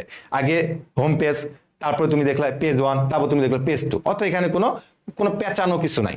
আগে তুমি হোম পেজে ঢুকলা, তারপর দেখলা পেজ 1 লেখা, তুমি পেজ 1-এ চলে গেলা, তারপর আছে পেজ 2, তুমি পেজ 2-তে চলে গেলা। ঠিক একদম সহজ ভাবে একদম পাশাপাশি দেওয়া আছে। আগে হোম পেজ, তারপর তুমি দেখলা পেজ 1, ক্লিক করলা, তারপর তুমি দেখলা ওখানে আছে পেজ 2, মানে একদম সিকোয়েন্স অনুযায়ী ভাবে দেওয়া আছে। তখন তুমি তাকে বলতেছো কি বলতো, লিনিয়ার কাঠামো। যদি একদম তোমার ক্রমানুসারে থাকে, ঠিক এরকম যদি ক্রমানুসারে থাকে, যে তোমার এখানে একটা, এখানে একটা, এখানে একটা, এইভাবে তুমি এইভাবে যেতে পারবা, আবার এইভাবে আসতে পারবা। যদি তুমি দেখো পাশাপাশি ভাবে দেওয়া আছে, তখন তুমি তার নাম বলবো হচ্ছে লিনিয়ার। ঠিক আছে, তো এখানে আরো কিছু বলছে যে পেজগুলোতে সাধারণত নেক্সট, প্রিভিয়াস, লাস্ট, ফার্স্ট ইত্যাদি লিঙ্কের মাধ্যমে ভিজিটররা প্রতিটি পেজে দেখতে পারে। যেমন তুমি এখানে আসার পরে তারপর তোমাকে লেখা আছে যে নেক্সট পেজে যাও, নেক্সটে ক্লিক করলা, নেক্সটে চলে গেলা, আবার লেখা আছে নেক্সট, আবার নেক্সটে চলে গেলা, আবার নেক্সটে গিয়ে লেখা আছে ফার্স্ট পেজ লেখা আছে, ফার্স্টে ক্লিক করলে আবার তুমি ফার্স্টে চলে আসছো। তারপরে একদম লিনিয়ার ভাবে যাওয়া, লিনিয়ার ভাবে তুমি ব্যাক করতে পারবা। তো এটাকে আমরা বলতেছি কি বলতো, লিনিয়ার কাঠামো। ঠিক পাশাপাশি থাকবে, খুব সুন্দর করে সিকোয়েন্স অনুযায়ী থাকবে, এই জন্য তার নাম হচ্ছে কি বলতো, সিকোয়েন্সিয়াল কাঠামো। এরপর হচ্ছে আমাদের ট্রি কাঠামো মানে হচ্ছে ট্রির মতো থাকবে। যেমন এখানে তোমার একটা হোম পেজ আছে, ধরে নাও এটা তোমার একটা হোম পেজ, এই হোম পেজ থেকে তোমার এখানে আরো ধরে নাও 3টা তোমার মূল পেজ আসলো, তারপর এখান থেকে তোমার আরো পেজ আসলো 2টা, তারপর এখানে আসলো, তারপর এখানে আসলো, তারপর এখানে আসলো, তারপর এখানে আসলো। একটু খেয়াল করে দেখো, ধরে নাও যে আমার এটা হচ্ছে হোম পেজ, এই হোম পেজ থেকে তোমার 3টা যাবে, এই যে এখানে একটা ধরে নাও, হোম পেজ থেকে তোমার এদিকে গেল, তারপর তোমার এখানে আসলো, তারপর তোমার এখানে আসলো, এখানে আসলো। তো একটু খেয়াল করে দেখো যে হোম পেজ থেকে, এটা আমার হোম পেজ, এসপি মানে হোম পেজ বলেছে, হোম পেজ থেকে আমার এখানে আসলো। এখন এখানে আসার পরে সে আবার এদিকে গেল, সে আবার এদিকে গেল, এখানে আসার পরে সে আবার এদিকে গেল, সে আবারও এদিকে গেল, এখানে আসার পরে সে আবারও এদিকে গেল, সে আবারও এখানে আসলো। তারপর দেখো তো এটা দেখতে কারণ ট্রির মতো মনে হচ্ছে না, যে টি এর মতন, ট্রি এর মতো মনে হচ্ছে। তো যেহেতু এটা ট্রি এর মতো মনে হচ্ছে, সেটাকে আমরা বলবো কি বলতো, ট্রি কাঠামো। এখানে স্পষ্ট করে বলে যাচ্ছে, দেখো এই কাঠামোতে একটি হোম পেজ থাকে, যে একটা হোম পেজ থাকে এবং অন্যান্য পেজগুলো হোম পেজের সাথে যুক্ত থাকে, এদেরকে বলা হয় মূল সাব পেজ। অর্থাৎ এই যে হোম পেজের সাথে যারা যুক্ত থাকবে তাদেরকে আমরা বলবো কি বলতো, সাব পেজ। তাকে আমরা কি বলবো, সাব পেজ বলে থাকবো, সাব পেজ। এবং কাঠামোটি দেখে ট্রি এর মতো হওয়ার কারণে এটাকে আমরা কি বলছি, ট্রি কাঠামো বলতেছি। এবং কি বলছে, ওয়েবসাইটে কাঠামোগুলোর মধ্যে ট্রি কাঠামো সবচেয়ে সহজ এবং জনপ্রিয়। এবং আমাদের যতগুলো কাঠামো আছে তার মধ্যে এই কাঠামোটা একটু জনপ্রিয় এবং একটু সহজ, ঠিক আছে। এবং এটার পরে তুমি এখানে নাম্বারিং দিতে পারো, 1 2 3 4 5 করে তুমি দিতে পারো, কন্টেন্ট দিতে পারো। তার মানে হোম পেজের সাথে হচ্ছে যারা থাকবে তারা হচ্ছে কি বলতো সাব পেজ হিসেবে থাকতেছে। এবং এটা দেখতে অনেকে ট্রি এর মতন, তো এই জন্য আমরা বলছি কি বলতো ট্রি কাঠামো। এরপর আসি হচ্ছে আমরা নেটওয়ার্ক বা ওয়েব লিঙ্ক কাঠামো। নেটওয়ার্ক বা ওয়েব লিঙ্ক কাঠামো, তো এটা আবার কি দেখো, ধরে নাও যে তোমার এখানে 4টা পেজ আছে, 1 2 3 4, 4টা পেজ আছে। এখন তুমি এদের মধ্যে একটু কানেকশন তৈরি করতে যাচ্ছ, এদের মধ্যে তুমি এখন কানেকশন তৈরি করতে যাচ্ছ। এটার সাথে এটা কানেকশন তৈরি হলো, আবার এটার সাথে এটা কানেকশন তৈরি হলো, এটার সাথে এটাকে কানেকশন তৈরি করলাম, আবার এটার সাথে এটা কানেকশন তৈরি করলাম। এরপর আবার এটার সাথে আমি এটাকে কানেকশন তৈরি করলাম, এটার সাথে আমি এটাকে কানেকশন তৈরি করলাম। তুমি একটু খেয়াল করে দেখো তো, তুমি যে কোনো একটা পেজে যাও, সাপোজ তুমি এই পেজটাতে আসলা, তুমি চাইলে এই পেজ থেকে এই পেজে যেতে পারবা না? হ্যাঁ ভাই পারবো। আবার তুমি এই পেজ থেকে এই পেজে যেতে পারবা, আবার তুমি এই পেজের সাথে এই পেজে যেতে পারবা। তার মানে দেখো এখানে একটা পেজ কিন্তু বাকি 3টা পেজের সাথে কানেকশন আছে। তার মানে তুমি এই পেজ থেকে তুমি চাইলে কিন্তু এই পেজে যেতে পারবা, আবার এই পেজ থেকে তুমি চাইলে কিন্তু এই পেজে যেতে পারবা, আবার এই পেজ থেকে তুমি এই পেজে যেতে পারবা। তার মানে কিন্তু তুমি যে কোনো পেজে থাকলে তুমি কিন্তু যে কোনো পেজে যেতে পারতেছো, যে কোনো পেজ থেকে তুমি যে কোনো পেজে যেতে পারতেছো। তো এই জন্য এই টাইপের যদি কোনো কাঠামো থাকে তখন তাকে বলা হয় কি বলতো নেটওয়ার্ক কাঠামো। কি বলছে দেখো, এই ধরনের স্ট্রাকচার প্রত্যেকটি পেজের সাথে অন্য পেজগুলোর লিঙ্ক থাকে, যার ফলে ভিজিটররা যে কোনো পেজ থেকে অন্য যে কোনো পেজে ভিজিট করতে পারে। তুমি 1 নম্বর পেজ থেকে তুমি চাইলে 4 নম্বর পেজে ভিজিট করতে পারবা, আবার 4 নম্বর পেজ থেকে তুমি চাইলে 3 নম্বর পেজে ভিজিট করতে পারবা। তো এই ধরনের কাঠামোকে বলা হয় কি বলতো নেটওয়ার্ক কাঠামো বলা হয় থাকে। তাই মনে রাখবা যে এরকম পেজ সংখ্যা যত বাড়বে, পেজ সংখ্যা যত বাড়বে এই কাঠামোটা তত বেশি কমপ্লেক্স হয়ে যাবে। তুমি দেখো, তুমি এখানে যদি একটা পেজ বাড়ায় দাও তখন কিন্তু দেখো এটা সেটাকে কানেক্ট করতে হবে, এটা সেটা কানেক্ট, মানে সবার সাথে আবার তোমাকে কানেক্ট করে দিতে হবে, সবার সাথে তোমাকে কানেক্ট করে দিতে হবে। তার মানে পেজ সংখ্যা যত বাড়বে এটা তত বেশি কমপ্লেক্স হয়ে যাবে, তত বেশি কঠিন হয়ে যাবে। আমার এটা কিন্তু জনপ্রিয়তার দিক থেকে কিন্তু হারাচ্ছে, মানে জনপ্রিয়তা কিন্তু হারাচ্ছে এটা। কারণ এটা দেখো, এটা জিনিসটা অনেক সহজ ছিল এবং জনপ্রিয় ছিল। আর এটা কি হয়ে গেছে বলতো, এটা তোমার যত পেজ বাড়বে তত জিনিসটা কি হয়ে যাবে বলতো কমপ্লেক্স হয়ে যাবে। আমার যদি আমরা এই নেটওয়ার্ক আর এই যে ট্রি কাঠামোর মধ্যে যদি আমরা কম্পেয়ার করি যে কোনটা বেশি ভালো, তখন আমরা কিন্তু ভাই অবশ্যই অবশ্যই বলবো ট্রি কাঠামোটা বেশি ভালো। কারণ এখানে তুমি চাইলে আরো পেজ বাড়াতে পারবা, কোনো কমপ্লেক্স তৈরি হবে না। বাট এখানে যখন তুমি পেজ বাড়াবা তখন কিন্তু এটা কমপ্লেক্স আরো বাড়বে, ঠিক আছে। তো এটাকে আমরা বলছি কি বলতো নেটওয়ার্ক বা ওয়েব লিঙ্ক কাঠামো। এরপর আসি আমরা মিশ্র বা হাইব্রিড কাঠামো, বা তুমি একে কম্বিনেশনও বলতে পারো, কম্বিনেশনও বলতে পারো, তুমি কম্বিনেশনও বলতে পারো। এটা কি দেখো, যে 2 বা ততোধিক কাঠামোর সমন্বয়ে যে কাঠামো তৈরি হয় তাকে বলা হয় হাইব্রিড কাঠামো বা মিশ্র কাঠামো। বড় প্রতিষ্ঠানের ক্ষেত্রে এই কাঠামো তৈরি করা হয়ে থাকে। এই কাঠামো তৈরি কিছুটা জটিল হলেও সবচেয়ে বেশি সুবিধা পাওয়া যায় এই কাঠামো থেকে। তার মানে আবার সবগুলো কাঠামোর মধ্যে সবচেয়ে বেশি যদি তুমি সুবিধা পেতে চাও তাহলে তোমাকে অবশ্যই হাইব্রিডে যেতে হবে। দেখো আমরা কিন্তু মানে এখন কিন্তু গ্রামের দিকেও কিন্তু হাইব্রিড ফলন চাষ করা শুরু করছে। কারণ কি, কারণ হাইব্রিডের সুবিধা বেশি থাকে, দ্রুততার সাথে বড় হয়, কম খরচ হয়, দ্রুত তোমার বাজারজাত করতে পারে, সবকিছু মিলে তার একটা সুবিধা পায়।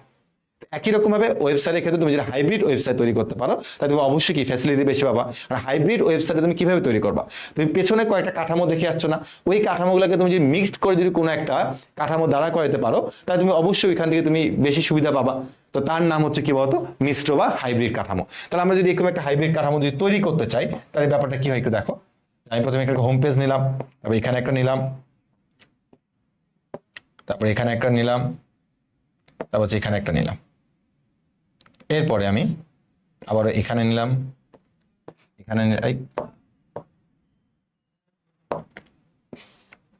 নিলাম একটা, এখানে একটা, এখানে একটা, এখানে একটা। একটু এখন খেয়াল করে দেখো যে এটা আমার হোম পেজ থেকে আমি এখানে গেলাম, এখানে আসলাম, আবার এখানে আসলাম। এবার আমি হচ্ছে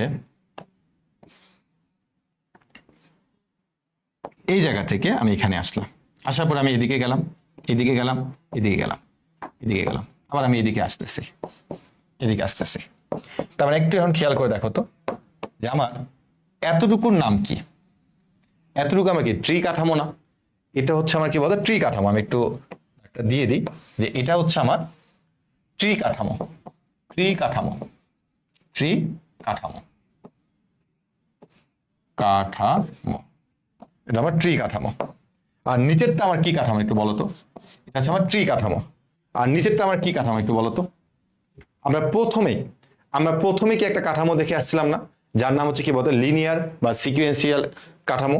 তো আমরা এটা এখানে কি বলবো তো লিনিয়ার। এটা হচ্ছে আমার কি লিনিয়ার, লিনিয়ার। তার মানে দেখো এখানে আমার দুইটা কাঠামো যুক্ত হয়েছে, লিনিয়ার কাঠামো। তুমি চাইলে এখন আরো কাঠামো তৈরি করতে পারো, লিনিয়ার কাঠামো থেকে তুমি এখন এখানে গিয়ে একটা নেটওয়ার্ক কাঠামো তৈরি করে ফেলো। তার মানে সবগুলো কাঠামোকে আমরা একসাথে কি বলতেছি বলতো? হাইব্রিড বা মিশ্র কাঠামো বলতেছি। তার মানে এটা হচ্ছে আমাদের একটা হাইব্রিড কাঠামো। তার মানে বুঝতে পারছো যে হাইব্রিড কাঠামো কিভাবে তৈরি হয়, যে তোমার দুই বা ততোধিক কাঠামোর সমন্বয়ে তুমি যদি নতুন কোনো কাঠামো তৈরি করতে পারো তখন তাকে তুমি কি বলবা? হাইব্রিড কাঠামো বলে থাকবা।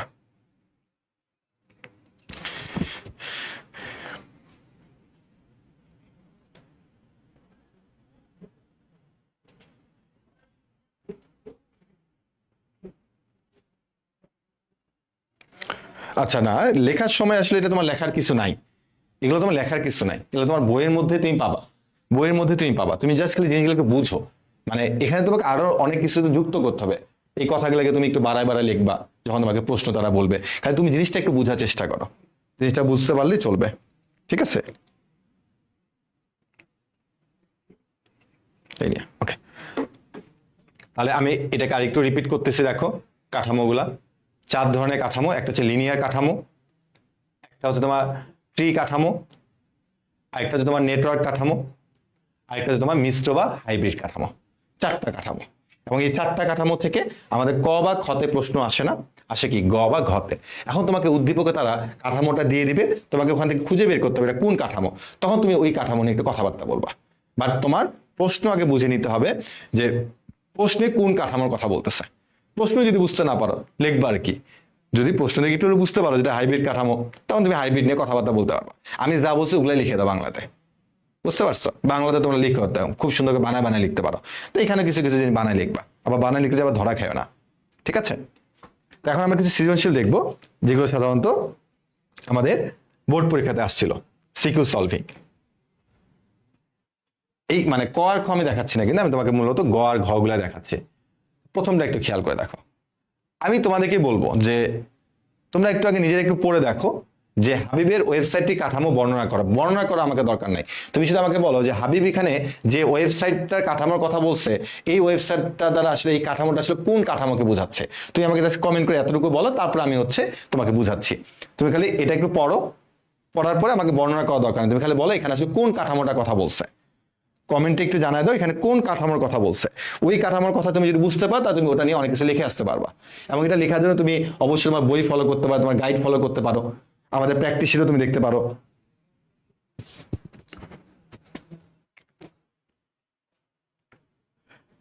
অর্পিতা শাহ, অর্পি, সবাই তো ঈদের শপিং নিয়ে কথা বলছিল, এখন সবাই চুপ কেন?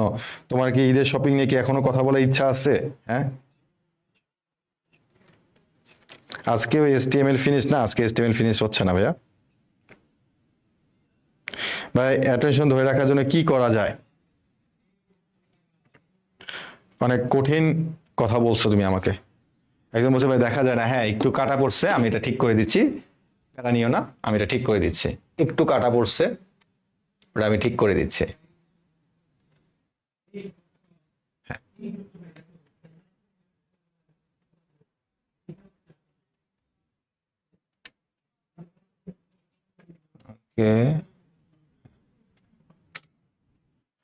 আশা করছি এখন ঠিক আছে। হ্যাঁ, একটু কাটা পড়ছিল, হ্যাঁ এরকম প্রবলেম হলে তোমরা বলবা। গুড, সবাই ট্রি লিখতেছ। কি অবস্থা ভাই, ভালো? এই তো। তো দেখো কি বলছে, হাবিব একটি ওয়েবসাইট তৈরি করলো যার হোম পেজের সাথে আমার একটা হোম পেজ লাগবে, যে একটা হোম পেজ, ধরুন এটা হচ্ছে আমার সেই হোম পেজটা। হোম পেজের সাথে 3টি মূল ওয়েব পেজ যুক্ত, আমার এটার সাথে কি 3টা মূল ওয়েব পেজ যুক্ত, একটা, দুইটা, তিনটা ওয়েব পেজ যুক্ত। ঠিক আছে, আমি একটু এইভাবে যুক্ত করে দিই আমার মতো করে, বাঁকা তারা হইতে পারে। 3টা ওয়েব পেজ যুক্ত। এরপর কি বলছে, আবার প্রতিটি মূল পেজের সাথে 2টি করে ওয়েব পেজ সংযুক্ত। তার মানে এগুলোর সাথে আবার 2টা করে তোমার কি বলতো পেজ সংযুক্ত আছে, দুইটা করে যুক্ত আছে, দুইটা করে যুক্ত আছে। এটার সাথে আবার কি দুইটা যুক্ত আছে, এটার সাথে হচ্ছে দুইটা যুক্ত আছে, এটার সাথে কি দুইটা যুক্ত আছে। এখন বলছে এটার নাম কি, তোমরাই বলো, তার এই কাঠামোটার নাম কি বলো। তার এই কাঠামোটার নাম হচ্ছে ট্রি কাঠামো। তার মানে দেখো তুমি হলো এই চিত্রটা একটু সুন্দর করে অঙ্কন করে দিলা, অঙ্কন করে লেখার পর লিখবো যে হাবিবের এই ওয়েবসাইটটি কাঠামোর নাম হচ্ছে ট্রি কাঠামো। এবার তুমি ট্রি কাঠামো নিয়ে একটু কথাবার্তা বললা, এবং এই কথাবার্তাগুলোর জন্য তুমি গাইডে হেল্প নিতে পারো, আমাদের প্র্যাকটিস শিটে হেল্প নিতে পারো, তোমার বইয়ে হেল্প নিতে পারো, যে কোনোভাবে হেল্প নিতে পারো। আমার দায়িত্ব হচ্ছে তোমাকে শুধুমাত্র বুঝাই দেওয়া যে এটা ট্রি কাঠামো, ঠিক আছে। এরপর এখানে একটু সম্পূর্ণ করতে হবে।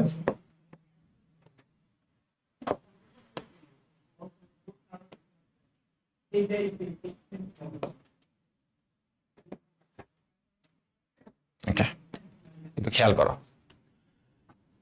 কি বলছে। এখানে দুইটা উদ্দীপক দেওয়া আছে, চিত্র 1 চিত্র 2। উদ্দীপকের চিত্র 1 দেখে ওয়েবসাইটে কাঠামো ব্যাখ্যা করো। তোমাকে কাঠামোটা ব্যাখ্যা করতে বলছে, বাট প্রথম কথা হচ্ছে এটা দ্বারা কোন কাঠামো বুঝাচ্ছে, এটা দ্বারা কোন কাঠামোকে বুঝাচ্ছে, এটা দ্বারা কোন কাঠামোকে বুঝাচ্ছে।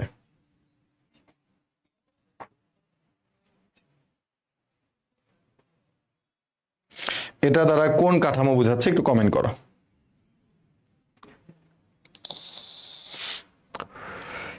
ওয়েব লিঙ্ক, একজন বলছে গাছ, তাই না?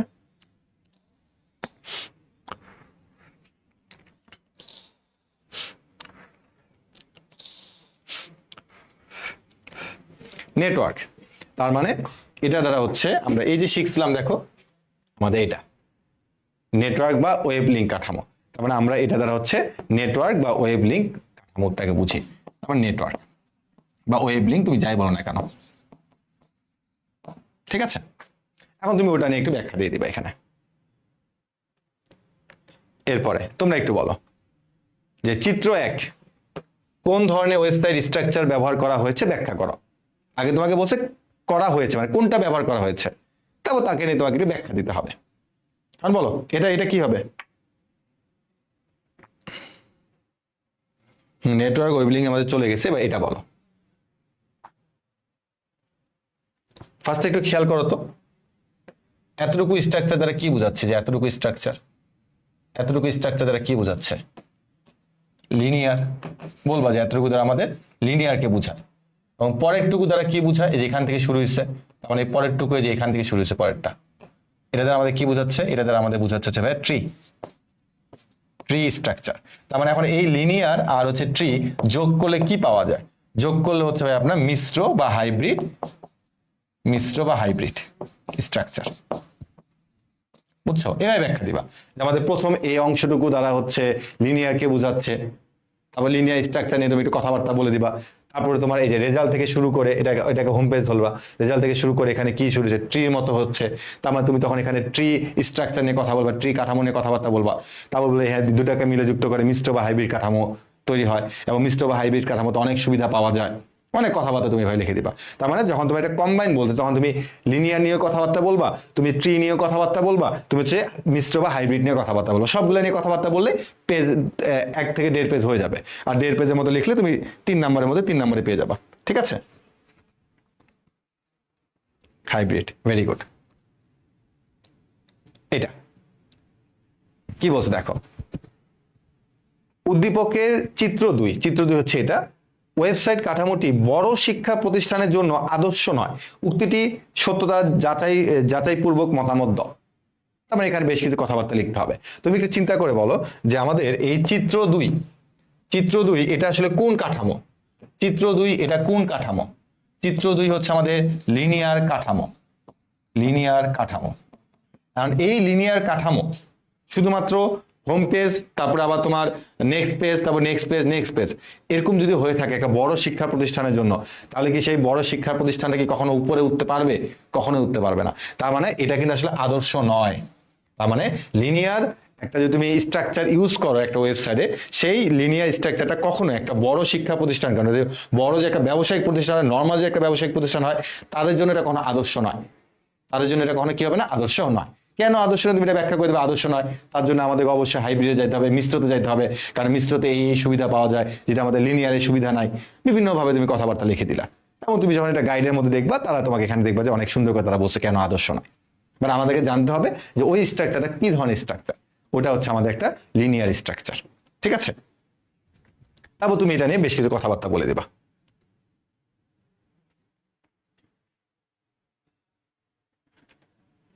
আচ্ছা, এবার কি বলছে দেখো, শুধুমাত্র HTML ব্যবহার করে চন্দনা মডেলের একটি ওয়েবসাইট তৈরি করা হয়েছে। আচ্ছা, এটা তো আমাদের HTML এর সাথে কানেক্টেড, তো এটা আমি বাদ দিয়ে দিলাম, আপাতত একটু বাদ দিই, এটা আমরা HTML ওখানে শিখবো। আরেকটা সিকিউ আছে লাস্ট। দেখো, এটা হলো আমাদের দৃশ্যকল্প 2, এটা হচ্ছে আমাদের দৃশ্যকল্প 3। তো দৃশ্যকল্প 2টা কি? ট্রি। দৃশ্যকল্প হচ্ছে এটা হচ্ছে আমাদের কি ট্রি। আর পয়েন্টটা আমাদের কি, ওয়েবসাইট ভিজিট করে রাজীব দেখে যে ওয়েবসাইটটি যে কোনো পেজ থেকে যে কোনো পেজে যাওয়া যায়। এটা হচ্ছে আমাদের কি, তোমার নেটওয়ার্ক। নেটওয়ার্ক নেটওয়ার্ক বলছে দৃশ্যকল্প 2 এবং দৃশ্যকল্প 3 এ প্রতিফলিত ওয়েবসাইটের কাঠামোর মধ্যে কোনটি অধিক সুবিধাজনক? তোমার উত্তরের পক্ষে যৌক্তিক ব্যাখ্যা দাও। তো আমি তোমাকে প্রথমে একটা কথা বলছিলাম যে যদি আমাদের পেজ সংখ্যা এখানে বৃদ্ধি পায় তখন এটা কমপ্লেক্স হবে। যদি পেজ সংখ্যা বৃদ্ধি পায় তখন এটা কমপ্লেক্স হবে, বাট আদারওয়াইজ কিন্তু এটা কিন্তু কমপ্লেক্স না। 4টা পেজ থাকলে কিন্তু কমপ্লেক্স না। বাট এটার ক্ষেত্রে তুমি একটু চিন্তা করে দেখো যে তুমি আগে হোম পেজে যাবা, তারপর তুমি একটা ক্লিক করে তুমি এখানে আসবা, তারপর তুমি যদি এখানে চলে যাও, তাহলে এখান থেকে তুমি চাইলেও কিন্তু এই পেজে তুমি যাইতে পারবে না। একটু খেয়াল করে দেখো, তুমি হোম পেজ থেকে ক্লিক করছো, তারপর তোমার 3টা আসছে, তুমি এখানে ক্লিক করে তুমি চলে গেছো এই জায়গাটাতে, 2 এ চলে গেছো। আর তুমি 2 তে যাওয়ার পরে তুমি চাইলেও কিন্তু ভাই এই সাবে আসতে পারবে না, বা 2 তে ক্লিক করার পর তুমি চাইলেও কিন্তু 6 এ আসতে পারবে না, ওই নাম্বার পেজে তুমি আসতে পারবে না। কিন্তু এই জায়গাটা খেয়াল করে দেখো যে তুমি এখান থেকে তুমি এখানে চলে আসছো, তুমি চাইলে কিন্তু এখান থেকে এখানে আসতে পারবা, এখান থেকে এখানে যেতে পারবা। তারপরে তুমি কিন্তু খুব কুইক তুমি কিন্তু এক পেজ থেকে আরেক পেজে মুভ করতে পারবা। তো এখানে তারা কি বলছে তোমাকে একটু খেয়াল করে দেখো, তারা তোমাকে এটাকে এখানে প্রায়োরিটি দিচ্ছে যে দৃশ্যকল্প 2 এবং দৃশ্যকল্প 3 তে প্রতিফলিত ওয়েবসাইটে কাঠামোর মধ্যে কোনটি অধিক সুবিধাজনক? তোমার উত্তরের পক্ষে যৌক্তিক দাও। আর এইখানে কি বলছে দেখো, যে এইখানে সে ক্লিক করার পর ওয়েবসাইটে ভিজিট করে রাজীব দেখে যে ওয়েবসাইটটি যে কোনো পেজ থেকে অন্য যে কোনো পেজে যাওয়া যায়। তার মানে সে তার কথা শুনে বোঝা যাচ্ছে যে এইটাতে বেশি সুবিধা, কারণ সে যে কোনো পেজ থেকে আরেকটা পেজে ধুপধাপ করে চলে যাচ্ছে। তো রাজীব খুব খুশি হয়ে গেছে, এবং আমি 1 নম্বর পেজ থেকে আমি তাহলে এখন 10 নম্বর পেজে যেতে পারছি, আবার 10 থেকে আমি 2 আসতে পারছি, আমি 2 থেকে আবার 5 আসতে পারতেছি। আবার এটার কথা একটু খেয়াল করে দেখো, সে পেজ নাম্বার 2 আছে, হোম পেজ আছে, সে এখানে চলে আসছে, এটাতে চলে আসছে, 2.1 নম্বর পেজে আসছে। তো চাইলেও সে কিন্তু এই পেজে যেতে পারতেছে না। তো এখানে এটাই ফোকাস করা হয়েছে যে এ হচ্ছে এক পেজ থেকে আরেক পেজে ধুমধাম করে যেতে পারতেছে, কিন্তু এখানে তুমি যদি একবার 2.1 পেজে চলে আসো, তুমি চাইলে আর পেজ 1-এ যেতে পারবে না। তার মানে এখান থেকে আমরা বুঝতেছি যে না, তারা এটাকে বলতেছে বেশি সুবিধাজনক, এটাকে কম সুবিধাজনক। তখন আমরা হ্যাঁ এইটা হলো বেশি সুবিধাজনক, এটা কম সুবিধাজনক, তখন তুমি এটাই বলে দিবা যে হ্যাঁ এখানে 2.1 নাম্বার পেজে গেলে সে চাইলেও পেজ নাম্বার 1-এ আসতে পারবে না, তাকে ব্যাক করে পেজ 2-তে যেতে হবে, পেজ 2 থেকে তাকে পেজ 1-এ যেতে হবে। এভাবে তুমি তখন তোমার মতামতগুলো দিবা। আর এখানে কি হচ্ছে, এখানে তুমি সে চাইলে এক পেজ থেকে আরেক পেজে যেতে পারবে, এই আর কি।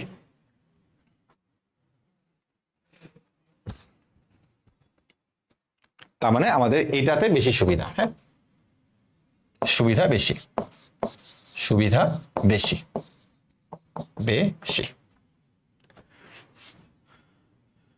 এবার আমরা চলে এসেছি IP address, domain name, URL, protocol. এবং আমরা কিন্তু দেখছিলাম হ্যাঁ 3 নম্বরের সুবিধা বেশি। এবং আমরা এর আগে দেখছিলাম যে টাইপ নাম্বার 4, টাইপ নাম্বার 4টা আমাদের কিসের জন্য ইম্পর্টেন্ট? টাইপ নাম্বার 4 গেল কই? টাইপ নাম্বার 4, টাইপ নাম্বার 4 হচ্ছে আমাদের ক এবং খ এর জন্য, জ্ঞানমূলক এবং অনুধাবনমূলক সবচেয়ে ইম্পর্টেন্ট ছিল কিন্তু টাইপ নাম্বার 4। বা টাইপ নাম্বার 4 কিন্তু আমাদের খ বা গ বা ঘ এর জন্য ইম্পর্টেন্ট না, শুধুমাত্র ক বা খ এর জন্য ইম্পর্টেন্ট। তো বুঝতে পারতেছি যে এখানে আমাদেরকে খুব বড় বড় প্রশ্ন আমাদের এখানে আসবে না, ছোট ছোট প্রশ্ন আসবে, সেই জন্য আমাদের এখান থেকে অনেক বেশি ইনফরমেশন জানতে হবে।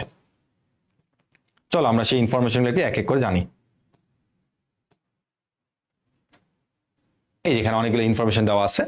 প্রথমত হচ্ছে তোমাকে আইপি এর পূর্ণ রূপটা জানতে হবে। যে কোনো সময় এটা এমসিকিউতে চলে আসবে বা কতেও চলে আসতে পারে। আইপি এর ফুল মিনিং কি? আইপি এর ফুল মিনিং হচ্ছে ইন্টারনেট প্রোটোকল। আইপি এর ফুল মিনিং কি? Internet protocol. বা আইপি কাকে বলে, বা আইপি অ্যাড্রেস কি? ইন্টারনেটের সাথে সংযুক্ত প্রতিটি কম্পিউটারের জন্য একটি নির্দিষ্ট ঠিকানা থাকে, এই ঠিকানাকে বলা হয় আইপি অ্যাড্রেস। তোমাকে বলতে পারে যে আইপি অ্যাড্রেস কাকে বলে। তো তুমি আগে বলবো যে আইপি এর ফুল মিনিং বা পূর্ণরূপ হচ্ছে ইন্টারনেট প্রোটোকল, তারপর তুমি পরেরটা বলে দিলা যে প্রত্যেকটা কম্পিউটারে একটা করে ঠিকানা থাকে যার নাম হচ্ছে আইপি অ্যাড্রেস, শেষ, আর কিছু বলা দরকার নেই। এরপর তুমি দেখো যে এখানে দুইটা ভার্সন আছে, বর্তমানে দুইটা ভার্সন আছে, একটা হচ্ছে IPv4 ভার্সন, যেহেতু IPv4 এবং IPv6 দুইটা ভার্সন চালু আছে, এমসিকিউতে আসতে পারে যে আইপি অ্যাড্রেস কয়টা চালু, আইপি অ্যাড্রেসের ভার্সন কয়টা, তুমি বলে দুইটা, একটা হচ্ছে 4, একটা হচ্ছে কত 6। এরপর দেখো IPv4, এই IPv4 এ হচ্ছে যে বিটটা ইউজ করা হয়, যেটা তোমরা হচ্ছে অলরেডি তৃতীয় অধ্যায়ে শিখে আসছো, যে বিটটা ইউজ করা হয় সেটা হচ্ছে 32 বিট, অথবা তাকে বাইটে রূপান্তর করলে 4 বাইট, কারণ 8 বিট মিল হচ্ছে 1 বাইট হয়ে থাকে, অথবা তুমি তাকে 4 অক্টেটও বলতে পারো। 32 বিট অথবা 4 বাইট অথবা কি 4 অক্টেট বলতে পারো। তার মানে এখানেও 8 বিট মানে হচ্ছে 1 অক্টেট। এরপরে প্রতিটি অক্টেটকে ডট দ্বারা পৃথক করা হয়, তার মানে প্রতিটি অক্টেটকে আমরা ডট দ্বারা পৃথক করব। প্রথম দুইটি অক্টেটকে নেটওয়ার্ক আইডি এবং পরের হবে পরের দুইটি অক্টেটকে হোস্ট আইডি বলা হয়ে থাকে। তার মানে আমরা যদি এখানে 4টা যদি লিখি, অক্টেট আকারে প্রকাশ করছি আমরা এটাকে, 1 2 3 4 অক্টেট আকারে প্রকাশ করা হয়েছে এখানে। তো এখানে প্রথম যে দুইটা আছে এই দুটার নাম হচ্ছে কি বলতো, নেটওয়ার্ক আইডি। এই দুটার নাম কি, নেটওয়ার্ক আইডি। এবং পরে যে দুটো অক্টেট থাকতেছে এদের নাম কি বলতো, হোস্ট আইডি। তার মানে প্রথম দুইটা অক্টেটের নাম হচ্ছে নেটওয়ার্ক আইডি, আর পরে দুটো অক্টেটের নাম হচ্ছে কি বলতো, হোস্ট আইডি। এবং এই অক্টেটটাকে তুমি চাইলে এটাকে হচ্ছে দশমিকে প্রকাশ করতে পারো। এই অক্টেটটাকে কিসে প্রকাশ করতে পারো, দশমিকে। তাহলে এই অক্টেটটাকে তুমি যখন দশমিকে প্রকাশ করবা, তখন অক্টেটটা দশমিকে প্রকাশ করলে ঠিক এটা হবে 192.168.15.5। তার মানে তুমি এই আইপি অ্যাড্রেস গুলাকে অক্টেটে প্রকাশ করতে পারবা, দশমিকে প্রকাশ করতে পারবা, যে কোনো কিছুতে প্রকাশ করতে পারবা। তুমি একটা জিনিস খেয়াল করে দেখবা যে তোমাদের বাসায় যাদের ওয়াইফাই আছে, তো ওয়াইফাই যারা তোমাকে প্রোভাইড করছে ওদেরকে একটু তুমি বলবা যে আপনাদের যে সার্ভারটা আছে এই সার্ভার লিঙ্কটা দেন। তোমাদের যারা ওয়েবসাইট, তোমাদের যারা ওয়াইফাই যারা তোমাদেরকে দিয়ে থাকে তাদেরকে বলবো যে আপনাদের সার্ভারটা দিয়ে দেন। তখন দেখবে যে তাদের সার্ভার লিঙ্কটা এভাবে দিয়ে থাকে যে 192.168. এরকম দিয়ে থাকে। তাদের সার্ভারটা কিন্তু এভাবে তোমাকে দশমিক আকারে দিয়ে থাকে। তুমি কোনো তাদের সার্ভার যদি চাও, তুমি দেখবে তারা সার্ভার তোমাকে এভাবে দিবে। যে কোনো তুমি যদি ওয়াইফাই এর লোকদের কাছে তাদের সার্ভারটা চাও, তারা তোমাকে বলবে সার্ভার হচ্ছে তাদের এটা। ঠিক আছে, তো আমরা দেখলাম যে এই আইপি অ্যাড্রেসটাকে আমরা হচ্ছে অক্টেটে প্রকাশ করতে পারি, আমরা হচ্ছে কি বলতো দশমিকে প্রকাশ করতে পারি। তবে কি বলতে দেখো, IPv4 1981 সালে আবিষ্কৃত হয় এবং সাধারণত ডেসিমাল ফরম্যাটে লেখা হয়। এই যে ডেসিমাল ফরম্যাট হচ্ছে এটা। তা আমরা সাধারণত এত বড় আকারে কেউ লিখবে না, অক্টেট ফরম্যাটে কেউ লিখবে না, সে সহজতায় লিখবে। সাধারণত দশমিকে ডেসিমেলে প্রকাশ করা হয়ে থাকে, মনে রাখার সুবিধাতে দশমিকে প্রকাশ করা হয়ে থাকে। এটা হলো IPv4। এবার হচ্ছে IPv6 হচ্ছে 128 বিট দিয়ে থাকে। এখানে যেমন তোমার 32 বিট, এখানে কত 128 বিট। এর সাহায্যে 2^128টি অদ্বিতীয় অ্যাড্রেস তৈরি করা যায়। মানে এক অ্যাড্রেসের সাথে আরেকটা অ্যাড্রেস মিল থাকবে না। আর এটা কত সালে আবিষ্কৃত হয় সেটা একটু দেখে রাখবা। আর এটা হচ্ছে কোন ফরম্যাটে লেখা হয়, হেক্সাডেসিমেলে লেখা হয়। ওটা যেমন তোমার ডেসিমেলে লেখা হয়, এটা হচ্ছে হেক্সাডেসিমেলে লেখা হয় থাকে। এখানে যেমন দেখো যে IPv6 128 বিট এবং এর সাহায্যে 2128 এতটি হচ্ছে অদ্বিতীয় অ্যাড্রেস তৈরি করা যায়। তাহলে এটা কতগুলো অ্যাড্রেস তৈরি করা যায়, এটা হচ্ছে 2 এর উপরে 32, এতগুলো হচ্ছে অদ্বিতীয় অ্যাড্রেস তৈরি করা যায়। অদ্বিতীয় অ্যাড্রেস মানে কি, এক অ্যাড্রেসের সাথে আরেকটা অ্যাড্রেস মিল থাকবে না।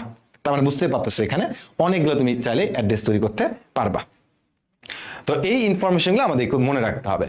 কি কি ইনফরমেশন, আইপি অ্যাড্রেস কাকে বলে, আইপি অ্যাড্রেসের ফুল মিনিং, তারপর বর্তমানে কয়টা ভার্সন চালু আছে, দুইটা ভার্সন, একটা হচ্ছে V4, একটা হলো V6। তারপর হচ্ছে তোমার V4 এর মধ্যে 32 বিট, বিটটাকে তুমি বাইট বা অক্টেটে রূপান্তর করতে পারো। IPv4 গেল, এবার IPv6 যদি তুমি চিন্তা করো, এখানে 32 বিট, বাট এখানে কি 128 বিট। আর এটার সাহায্যে 2^32 এরকম এতগুলো তুমি হচ্ছে অভিন্ন বা এরকম তুমি এতগুলো অদ্বিতীয় অ্যাড্রেস তৈরি করতে পারো, ভিন্ন ভিন্ন অ্যাড্রেস তৈরি করতে পারো।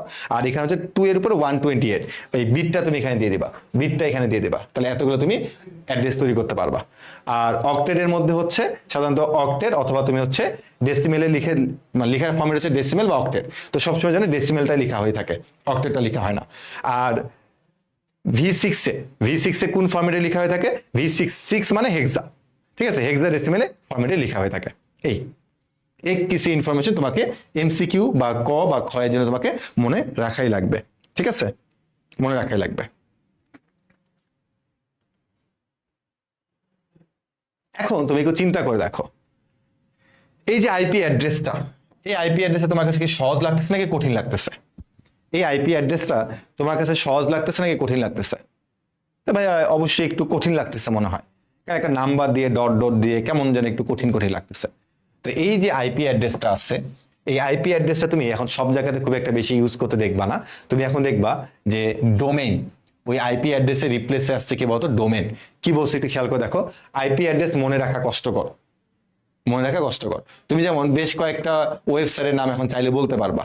ব্র্যান্ডের যদি নাম বলতে বলি, তুমি রিচম্যান, এক্সটাসি, আরং, এদের তুমি ওয়েবসাইটের নাম বলতে পারবা। বা যদি তোমাকে আমি বলতাম যে ওই যে আইপি অ্যাড্রেসটা মনে রাখো, জীবনে কেউ মনে রাখতে পারতা না। তার মানে কি, মনে রাখার সুবিধাটা হচ্ছে কি নাম দিয়ে, কি দিয়ে?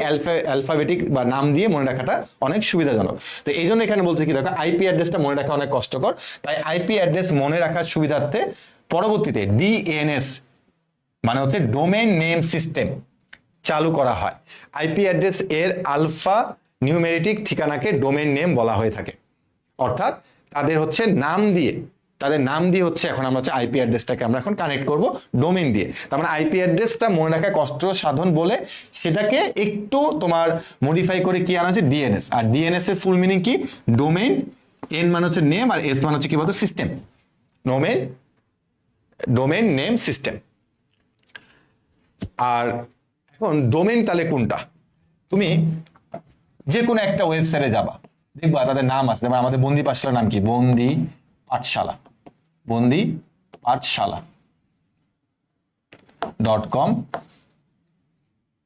.com.bd, বন্দি পাঠশালা .com.bd। তো এটার কিন্তু কোনো আইপি অ্যাড্রেস নাই। তুমি দেখো, এটা কিন্তু কোনো আইপি অ্যাড্রেস নাই, এটা একটা কি আছে? নাম আছে। তো এই নামটাকেই, পুরো নামটাকে বলা হচ্ছে কি বলতো? ডোমেইন বলা হচ্ছে। কি বলা হচ্ছে? ডোমেইন বলা হচ্ছে। এবং দেখো এখানে কিন্তু পার্ট আছে, 2টা বা 3টা পার্ট আছে। দেখো ডট দিয়ে, ডট ডট, এখানে কিন্তু দেখো ডট ডট ছিল, এখানে কিন্তু দেখো ডট ডট ডট ছিল, বাট এখানে কিন্তু দেখো ডট ডট ডটই আছে, ডটও আছে। তো তার আগে আছে বন্দি পাঠশালা, তারপর আবার .com, তারপর আবার .bd। তাহলে শুধু বন্দি পাঠশালা দ্বারা কি বোঝায়, শুধু .com দ্বারা কি বোঝায়, শুধু .bd দ্বারা কি বোঝায়, এটা আমাদের জানতে হবে। তো এখানে একটা কথা বলছে দেখো, যে ডোমেন নেম বিভিন্ন অংশ দ্বারা গঠিত হয়। যেমন দেখো বন্দি পাঠশালা .com.bd বিভিন্ন অংশ দ্বারা গঠিত হয়েছে। তো এখানে কি কি অংশ? তো একটাকে বলা হয় রুট বা টপ লেভেল, একটাকে বলা হয় রুট বা টপ লেভেল। ডোমেনের ধরন বোঝায়, মানে ডোমেনের ধরন বোঝায়। ধরনটা কি আমি তোমাকে একটু পরে বুঝাচ্ছি। আর আরেকটা হচ্ছে আমাদের সেকেন্ড লেভেল, একটা হচ্ছে রুট লেভেল, একটা কি সেকেন্ড লেভেল। সেকেন্ড লেভেল দ্বারা হচ্ছে ডোমেনের পরিচিতিমূলক নাম বোঝায়। যেমন দেখো আমাদের এই জায়গাটাতে বন্দি পাঠশালা, এটা হচ্ছে আমাদের এই যে পরিচিতিমূলক নাম বোঝাচ্ছে। বন্দি পাঠশালা সবাই চিনে, এই জন্য বন্দি পাঠশালা দিয়ে আমরা একটা কি খুলছি বলতো? ওয়েবসাইট খুলছি, তাই না? এই জন্য বন্দি পাঠশালা হচ্ছে আমাদের কি পরিচিতিমূলক, এই জন্য আমরা এটাকে কি বলবো? সেকেন্ড লেভেল বলবো। তাহলে ফার্স্ট লেভেল কোনটা বা তোমার টপ লেভেল কোনটা? টপ লেভেল হচ্ছে ধরন, যেটাকে বোঝায় যে কান্ট্রি জেনেরিক। যেমন দেখো এই যে এগুলোকে আমরা বলছি হচ্ছে কি বলতো? টপ বা রুট, তোমার ধরনটা আর কি, যে তোমার যে টপ বা রুট লেভেল। এই যে .com.bd, দেখো .com দ্বারা কি বোঝায়? বাণিজ্যিক প্রতিষ্ঠান। আবার .bd দ্বারা কি বোঝায়? বাংলাদেশ বোঝায়, মানে কান্ট্রি। দেখো কান্ট্রি মানে দেখো .bd থাকা মানে বাংলাদেশ বোঝায়, .ar মানে আর্জেন্টিনা বোঝায়, .au মানে অস্ট্রেলিয়া, .cr মানে চীন, .uk মানে হচ্ছে যুক্তরাজ্য, .us মানে হচ্ছে কি? যুক্তরাষ্ট্র। তার মানে এখানে যেহেতু বিডি আছে, তুমি অনেক ওয়েবসাইটে বিডি পাবা না, বাট এখানে যেহেতু বিডি আছে তার মানে এটাকে বাংলাদেশ বোঝাচ্ছে। আর এই যে .com দ্বারা কি বোঝাচ্ছে? .com দ্বারা বোঝাচ্ছে বাণিজ্যিক প্রতিষ্ঠান, মানে হচ্ছে যে জেনেরিক বোঝাচ্ছে। তার মানে এক একটা ওয়েবসাইটে তুমি হয় 2টা পার্ট বা 3টা পার্ট তুমি দেখতে পাবা, 2টা পার্টও থাকতে পারে, 3টা পার্টও থাকতে পারে। মানে কোন পার্ট দ্বারা কি বোঝায়? এই প্রথম পার্টটা হচ্ছে আমাদের কি? Second level. আর এই দুটা মিলে আমরা কি বুঝছি বলতো? আমাদের রুট বা টপ লেভেল বোঝাচ্ছে। এই বিডি দ্বারা হচ্ছে কি? বাংলাদেশ, আর .com দ্বারা কি? বাণিজ্যিক নাম বোঝাচ্ছে। এবং এমসিকিউ এর জন্য তুমি যদি সবচেয়ে বলো এমসিকিউ এর জন্য কোনটা ইম্পর্টেন্ট? এমসিকিউ এর জন্য এই কয়েকটা ইম্পর্টেন্ট এমসিকিউ। প্রথম কয়েকগুলো টপ লেভেল যেটা ডোমেন আছে, এই যেটা তোমার এই .com, .net, .edu দ্বারা কি বোঝায়, এগুলো দ্বারা কি বোঝায়, এগুলো মাঝে মধ্যে এমসিকিউতে আসে। যেমন অনেক সময় বলে যে শিক্ষা প্রতিষ্ঠানে তোমার টপ লেভেল ডোমেন কোনটি, ঠিক আছে? তখন তুমি বলবা হচ্ছে .edu অথবা .ac, যে কোনো একটা বলবা। যেমন .com মানে বাণিজ্যিক প্রতিষ্ঠান বোঝায়, .net মানে নেটওয়ার্ক সার্ভিস বোঝায়, .edu অথবা এসি দ্বারা কি বোঝায়? শিক্ষা প্রতিষ্ঠান। তুমি দেখবা যে যে কোনো একটা স্কুলে বা কলেজের নাম, তোমার কলেজের নাম দিয়ে সার্চ দিয়ে দেখবা যে .edu দেওয়া আছে, ঠিক আছে? শিক্ষা বোর্ড দেখবা .edu দেওয়া আছে, .int আন্তর্জাতিক প্রতিষ্ঠান বোঝায়, .mil যুক্তরাষ্ট্রের প্রতিরক্ষা ব্যবস্থা বোঝায়, org মানে তোমার অলাভজনক প্রতিষ্ঠান, মানে যেগুলো বলে যে আমরা কোনো লাভ করতে পারি না, ওই প্রতিষ্ঠানগুলো হচ্ছে org ইউজ করে। বাট অলাভজনক প্রতিষ্ঠান বলে বাংলাদেশে কিছু না, সবই লাভজনক প্রতিষ্ঠান। তারপর দেখো .gov সরকারি প্রতিষ্ঠান। তুমি দেখো যে কোনো ধরনের তুমি ভ্যাট ট্যাক্স দিতে যাও, যাই দাও না কেন, সরকারি কোনো একটা প্রতিষ্ঠানে ঢুকছো, তাদের ওয়েবসাইটে ঢুকছো, এবার লেখা আছে .gov লেখা আছে। কেন .gov? কারণ হচ্ছে এটা দ্বারা বোঝাচ্ছে ওই যে তোমার ডোমেনের প্রকৃতিটা, যে প্রকৃতির কি, যে .gov মানে কি বোঝায়? সরকারি প্রতিষ্ঠান বোঝায়। আবার .com কেন ইউজ করা হয়? কারণ বাণিজ্যিক প্রতিষ্ঠানগুলো .comটা বেশি ব্যবহার করে থাকে, ঠিক আছে? আবার যদি কখনো তুমি শিক্ষা প্রতিষ্ঠান, বাংলাদেশে অনেক শিক্ষা প্রতিষ্ঠান আছে, তাদের ক্ষেত্রে .edu ইউজ করবা। আবার আন্তর্জাতিক প্রতিষ্ঠান যদি থাকে তারা আবার .international int ইউজ করে থাকে। তাহলে আসলে কোনটা দ্বারা কোন প্রতিষ্ঠানকে বোঝায় বা ডোমেনের প্রকৃতিটা কিরকম হবে, এটা কি বোঝায়, এগুলো কিন্তু এমসিকিউতে খুব বেশি আসে। আর এটাতে নর্মাল রাষ্ট্রীয় ডোমেন, যে পুরো বাংলাদেশের জন্য হলো বিডি, পুরো অস্ট্রেলিয়ার জন্য হচ্ছে AU, ব্যাপারটা হচ্ছে এরকম। এবার একটু খেয়াল করে দেখো, ডোমেন নেম নিয়ন্ত্রণকারী প্রতিষ্ঠান হলো ICANN। এটা একটু ফুল মিনিট একটু দেখে নিবা যে ডোমেন নেমটা কারা নিয়ন্ত্রণ করে। ডোমেন নেমের বিভিন্ন অংশকে পৃথক করার জন্য ডট ব্যবহার করা হয়ে থাকে। আমরা একটু আগে দেখলাম ডট ব্যবহার করা হয়েছে। ডোমেন নেম কখনো ডুপ্লিকেট হয় না, একটু আগে বলছিলাম যে ডোমেন নেম কখনো ডুপ্লিকেট হবে না। তো একটু আগে আমরা দেখলাম যে এটুক দ্বারা বন্দি ভাষার পরিচিতি বোঝায়, পরিচিতি বোঝাচ্ছে, ঠিক আছে? .com এটা কি? প্রকৃতি বোঝাচ্ছে, যে তার কি প্রকৃতি, ব্যবসায়িক প্রকৃতি। আর .bd দ্বারা কি বোঝাচ্ছে? কান্ট্রি বা রাষ্ট্র বোঝাচ্ছে, রাষ্ট্র বোঝাচ্ছে। তো আমরা দেখো প্রত্যেকটা পার্টেরই কিন্তু ব্যাখ্যা আছে, ঠিক আছে? এটা নিয়ে একটা কি তৈরি হচ্ছে বলতে, আমাদের ডোমেন তৈরি হচ্ছে। এইটুকু কি বুঝতে পারছো? এতটুকু কি বুঝতে পারছো? এতটুকু কি বুঝতে পারছো?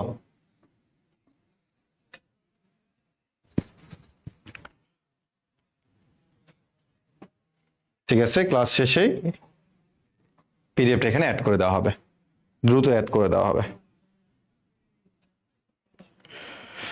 ওকে, এখানে বেশ কিছু প্রশ্ন আছে, এগুলো আমরা যখন তোমাদের প্র্যাকটিস শিট দিব তখন তুমি এগুলো হচ্ছে পেয়ে যাবা, ঠিক আছে? প্র্যাকটিস শিটের সাথে ইনশাল্লাহ পেয়ে যাবা। মানে এগুলো নিয়ে তোমাকে কথাবার্তা বলা হয়েছে এর আগে, তো এগুলো তার যাচ্ছি না। এরপর চলে আসি, ইউআরএল বলতে আসলে কি বোঝায়? ইউআরএল কোনটা? ইউআরএল কোনটা? ডোমেন গেল শুধুমাত্র হচ্ছে ওয়েবসাইটের নাম, কিন্তু এবার আসে ইউআরএল। তো একটু তুমি চিন্তা করো, তুমি যখন পাওয়ার প্লে প্রোগ্রামে যখন তুমি ইনরোল করছো, তখন কি কোনো লিঙ্কে ক্লিক করছিলাম? এরকম কারা কারা আছো যে আমাদের কোন একটা ফেসবুকে একটা পোস্ট দেখার পরে কমেন্টে একটা লিঙ্ক ছিল, তুমি ওই লিঙ্কে ক্লিক করে তুমি আমাদের পাওয়ার প্লে প্রোগ্রামে চলে গেছো বা আমাদের ওয়েবসাইটে চলে গেছো? এরকম কি ক্লাসে এরকম কোনো স্টুডেন্ট আসো যারা কিনা কোনো লিঙ্ক থেকে ক্লিক করে, কোনো লিঙ্কে ক্লিক করে তোমরা আমাদের ওয়েবসাইটে চলে গেছো, দেন ওখান থেকে কোর্সটা পারচেস করছিলা? তাহলে বুঝাতে সুবিধা হবে। দেখি কেউ আসতো কিনা ক্লাসে, যে আমাদের ফেসবুক পেজের মধ্যে আমাদের কমেন্টের মধ্যে আমরা একটা লিঙ্ক দিয়ে দিচ্ছি, সেই লিঙ্কে তুমি হচ্ছে ক্লিক করে তুমি আমাদের ওয়েবসাইটে চলে গেছো, দেন ওখান থেকে তুমি কোর্সটা পারচেস করছো। বলো তো এরকম কেউ আসছো কিনা?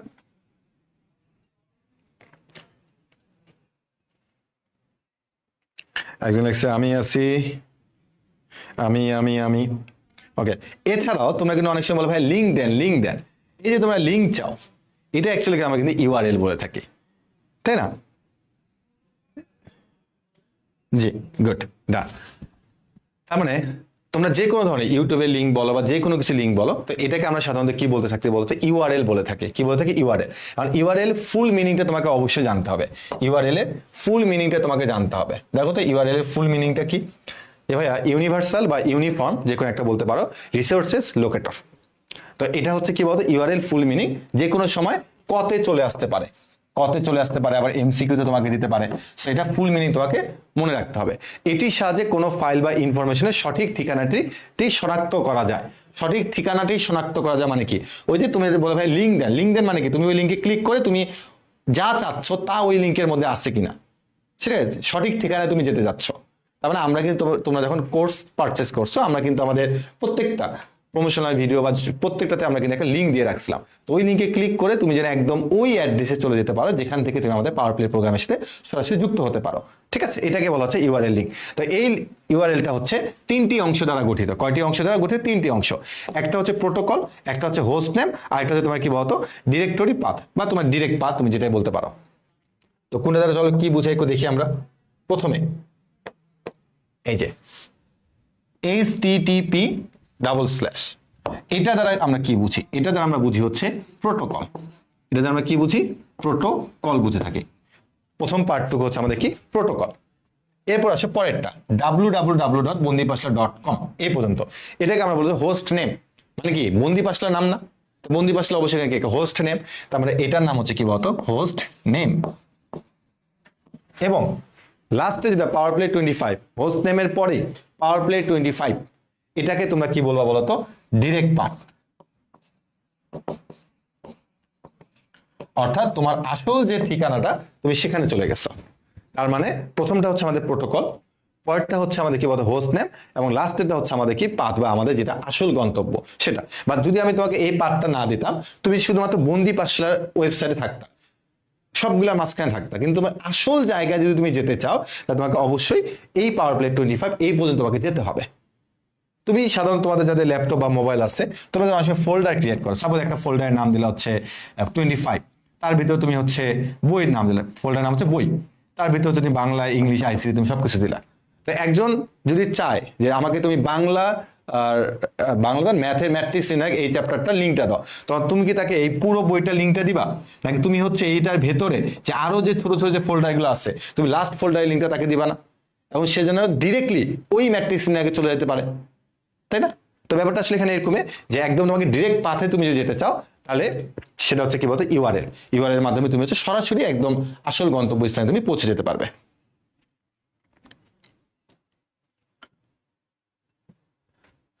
এখানে কিছু ব্যাখ্যা দিছে, প্রোটোকল কাকে বলে, তারপর যে এফটিপি কি বোঝায়, হ্যাঁ সবকিছু এখানে দিয়ে দেওয়া আছে। তো তুমি একটু সংজ্ঞাগুলোকে দেখে নিবা যে সার্ভার ও ক্লায়েন্টের মধ্যে ডাটা আদান প্রদানের নিয়ামককে বলা হচ্ছে কি বলতো, এখানে নিয়মকে বলা হচ্ছে প্রোটোকল বলা হয়ে থাকে। আর এখানে তোমরা অনেক সময় বলো যে ভাইয়া এখানে হচ্ছে HTTP double slash HTTP S আবার ডাবল স্ল্যাশ, তাহলে এই এসটা দ্বারা কি বোঝায়? এটা বোঝায় সিকিউরিটি। তুমি যদি কখনো একটু হাই সিকিউরিটি চাও, তোমার অনেক সিকিউরিটির প্রয়োজন আছে, তখন তুমি একটা এস ইউজ করবা। বা আমরা সাধারণত কিন্তু HTTP ডাবল স্ল্যাশটা ইউজ করে থাকি। বা তুমি কাউকে একটা ইনফরমেশন পাঠাতে যাচ্ছ বা কাউকে একটা লিঙ্ক দিতে যাচ্ছ, তুমি এখানে অনেক সেফটি যাচ্ছ, তখন তুমি এখানে একটা এস ইউজ করতে পারো, HTTPS ডাবল স্ল্যাশ। তবে দেখো HTTP এর ফুল মিনিং কি, এটা অবশ্যই মনে রাখতে হবে যে এটার ফুল মিনিং হচ্ছে hyper text transfer protocol. HTTP এর ফুল মিনিং কি? Hyper text transfer protocol. তারপর আরেকটা দিচ্ছে দেখো FTP। FTP এর ফুল মিনিংটাকে মনে রাখিও, ফাইল ট্রান্সফার প্রোটোকল। FTP এর মানে ফুল মিনিং কি? File transfer protocol. তো এগুলো আসলে তোমাদের পুরোপুরি তোমার উপর ডিপেন্ড করবে যে HTTP এর ফুল মিনিং তুমি মনে রাখতে পারতেছো কিনা, FTP এর ফুল মিনিং তুমি মনে রাখতে পারতেছো কিনা, এগুলো পুরোপুরি তোমার উপর ডিপেন্ড করতেছে। তার মানে এই মুখস্থ এই জিনিসগুলো তোমাকে অবশ্যই দেখতে হবে, ঠিক আছে? দেখো এই পর্যন্ত বুঝতে পারছো কিনা? না HTML আজকে পুরোপুরি পড়ানো হচ্ছে না, যারা HTML অপেক্ষা আছে অতদূর পর্যন্ত যাবো না। যেমন আজকে HTML আমরা শুধুমাত্র হচ্ছে ট্যাগ আর অ্যাট্রিবিউটস কাঠামো, এই মানে অ্যাট্রিবিউট একটু পর্যন্ত আমরা জানবো। মানে আমরা কিন্তু ওই তোমার কোনো ধরনের টেবিল আজকে যাচ্ছি না, কারণ যদি 3 ক্লাসে, তার মানে প্রথম ক্লাসে এত প্যারা দিব না, কারণ আজকে ক্লাসটা মোটামুটি হচ্ছে আমাদের মুখস্থ জিনিসগুলো আমাদের আজকে আমরা পড়বো, এবার আমরা কিছু MCQ দেখবো, ঠিক আছে? এখন আমরা চলে আসি আমাদের মেইন পার্টে, কারণ এখনকার এই পার্টগুলোর পরেই হচ্ছে তোমাদের ওই বেশ কিছু তোমাদের মানে গ বা ঘয়ের অঙ্কগুলো তোমরা পাবা। তো আজকে আমরা অত দূর যাবো না, আজকে আমরা শুধুমাত্র হচ্ছে HTML এর ট্যাগ বা অ্যাট্রিবিউট সম্পর্কে আমরা জানবো। এর বাইরে কিন্তু আর কোনো কিছুতে আমরা যাচ্ছি না, ছক তৈরি, টেবিল তৈরি, এগুলো সব বাদ আজকে। তো প্রথমেই HTML এর পূর্ণ রূপ কি? HTML এর পূর্ণ রূপ কি এটা তোমাকে অবশ্যই মনে রাখতে হবে যে HTML এর পূর্ণ রূপ কি? Hypertext markup language. HTML এর ফুল মিনিং তোমাকে মনে রাখতে হবে। তবে এখানে আরো বেশ কিছু কথাবার্তা বলছে যে HTML এর সর্বশেষ ভার্সন কি, এটা একটু আমরা মনে রাখবো। মানে শুধুমাত্র হচ্ছে ইম্পর্টেন্ট লাইনগুলো আমি তোমাকে একটু দাগাই দিচ্ছি, কারণ যেটা মুখস্থ। আর HTML এর ফাইল তুমি একটু চিন্তা করো, তুমি যখন একটা ছবি সেভ করো, তুমি এটা ডিটেলসে যাই দেখিও, লেখা থাকে যে dot JPG, dot JPEG, dot PNG, এরকম লেখা থাকে। যখন তুমি একটা ভিডিও সেভ করো লেখা থাকে ডট MP4, ডট এমওভি, এভাবে লেখা থাকে। যখন তুমি একটা মিউজিক সেভ করো লেখা থাকে ডট MP3, এভাবে লেখা থাকে। একই রকম ভাবে তুমি যখন একটা HTML ফাইল যখন তুমি একটা সেভ করবা, সংরক্ষণ করবা, তখন সেটা কি হিসেবে থাকবে? তখন সেটা থাকবে হচ্ছে HTML, dot HTML, dot HTML অথবা ডট HTM। তার মানে বুঝছো যে তুমি HTML একটা ফাইল তুমি সেভ রাখবা, তো এটা কি নামে সেভ থাকবে? ডট HTML অথবা কি ডট HTM, এই নামে তোমার সংরক্ষণ থাকবে। আর HTML একটি কেস সেনসিটিভ ল্যাঙ্গুয়েজ নয়, কেননা HTML এর ক্ষেত্রে বড় ছোট অক্ষরের সংমিশ্রণ ঘটতে পারে। তো অনেক সময় বলতে পারে তোমাকে প্রশ্নে, কেস সেনসিটিভ ল্যাঙ্গুয়েজ নয় কেন? কারণ HTML যখন আমরা কোডগুলো লিখবো তখন আমরা সেখানে ছোট হাতের বড় হাতের অক্ষর মিক্স করে লিখতে পারবো। ছোট হাতের অক্ষর লিখতে পারবা, বড় হাতের অক্ষরও লিখতে পারবা। ঠিক আছে? তার মানে আমাদের এখানে আবারও এই HTML এর ফুল ফন্টটা আমাদের জানা থাকা লাগবে। HTML এ বর্তমানে কত ভার্সন চলতেছে? 5 নাম্বার ভার্সন চলতেছে। HTML সেভ করার সময় আমরা কি দিয়ে সেভ করব? ডট HTML অথবা ডট HTM, এবং HTML আমরা হচ্ছে ছোট বড় লেখা সংমিশ্রণে আমরা লিখতে পারবো। এর আগেও কিন্তু আমাদের বেশ কিছু পূর্ণরূপ গেছিল, HTTP এর পূর্ণরূপ, FTP এর পূর্ণরূপ, মানে আমাদের কিন্তু অনেক কিছু কিন্তু পূর্ণরূপ জানা থাকা লাগতেছে। URL এর ফুল মিনিং কি, এগুলো কিন্তু তোমাকে জানা থাকা লাগবে। ঠিক আছে? এগুলো তোমার জানা থাকা লাগবে। এবার আসলে HTML ব্যবহারের সুবিধা কি? HTML ব্যবহারের সুবিধা কি? অনেক সুবিধা। তুমি কোডিং পারো আর না পারো, HTML ব্যবহার করে তুমি একটা ছোটখাটো একটা ওয়েবসাইট তৈরি করে ফেলতে পারবা। HTML ব্যবহার তুলনামূলক সহজ, সব ধরনের ব্রাউজারে সমর্থন করে, যে কোনো ব্রাউজারে তুমি এটা ইউজ করতে পারবা। আর উইন্ডোজের সাথে ফ্রি এডিটর থাকে, তাই আলাদা করে কোনো সফটওয়্যার কিনতে হয় না। অর্থাৎ তুমি যদি HTML ব্যবহার করো তাহলে তোমাকে আলাদা করে কোনো ধরনের কোনো সফটওয়্যার কিনতে হবে না, তুমি এটা উইন্ডোজের সাথে ফ্রি পাচ্ছ। থার্ড পার্টি অ্যাপ্লিকেশন ছাড়া তুমি অডিও ভিডিও যুক্ত করতে পারবা। সাধারণত অডিও বা ভিডিও যুক্ত করার জন্য আমাদের বন্ধু বাসলার ওয়েবসাইটে ক্লাসগুলো যুক্ত করার জন্য আমাদেরকে থার্ড পার্টির উপর ডিপেন্ড করতে হয়েছে। বা তুমি যদি HTML এর মাধ্যমে তুমি যদি অডিও ভিডিও অ্যাড করো, তাহলে তোমাকে থার্ড পার্টির উপর ডিপেন্ড করতে হবে না। এটি ইউজার ফ্রেন্ডলি, প্রোগ্রামিং এর সম্পর্কে ধারণা নেই এমন ব্যবহারকারী শিখতে পারবে। তার মানে তোমার প্রোগ্রামিং সম্পর্কে কোনো আইডিয়া নাই, বা তারপর তুমি হচ্ছে HTML ব্যবহার করে তুমি হচ্ছে যে কোনো একটা ওয়েবসাইট তৈরি করে ফেলতে পারবা। তো এটা হলো সুবিধা। এটা ক্ষতে আসতে পারে সর্বোচ্চ, যে আমাদের HTML ব্যবহারের সুবিধাগুলো কি কি, তখন তুমি এইভাবে বলে দিবে এক এক করে সুবিধাগুলো কি কি। এবার আসলে ট্যাগ। ট্যাগ খুবই ইম্পর্টেন্ট। ট্যাগ খুবই ইম্পর্টেন্ট। ট্যাগ থেকে আমাদের শুরু হবে। হ্যাঁ, ট্যাগের আমরা কিছু শিখে তারপর হচ্ছে আমরা MCQ-তে চলে যাব।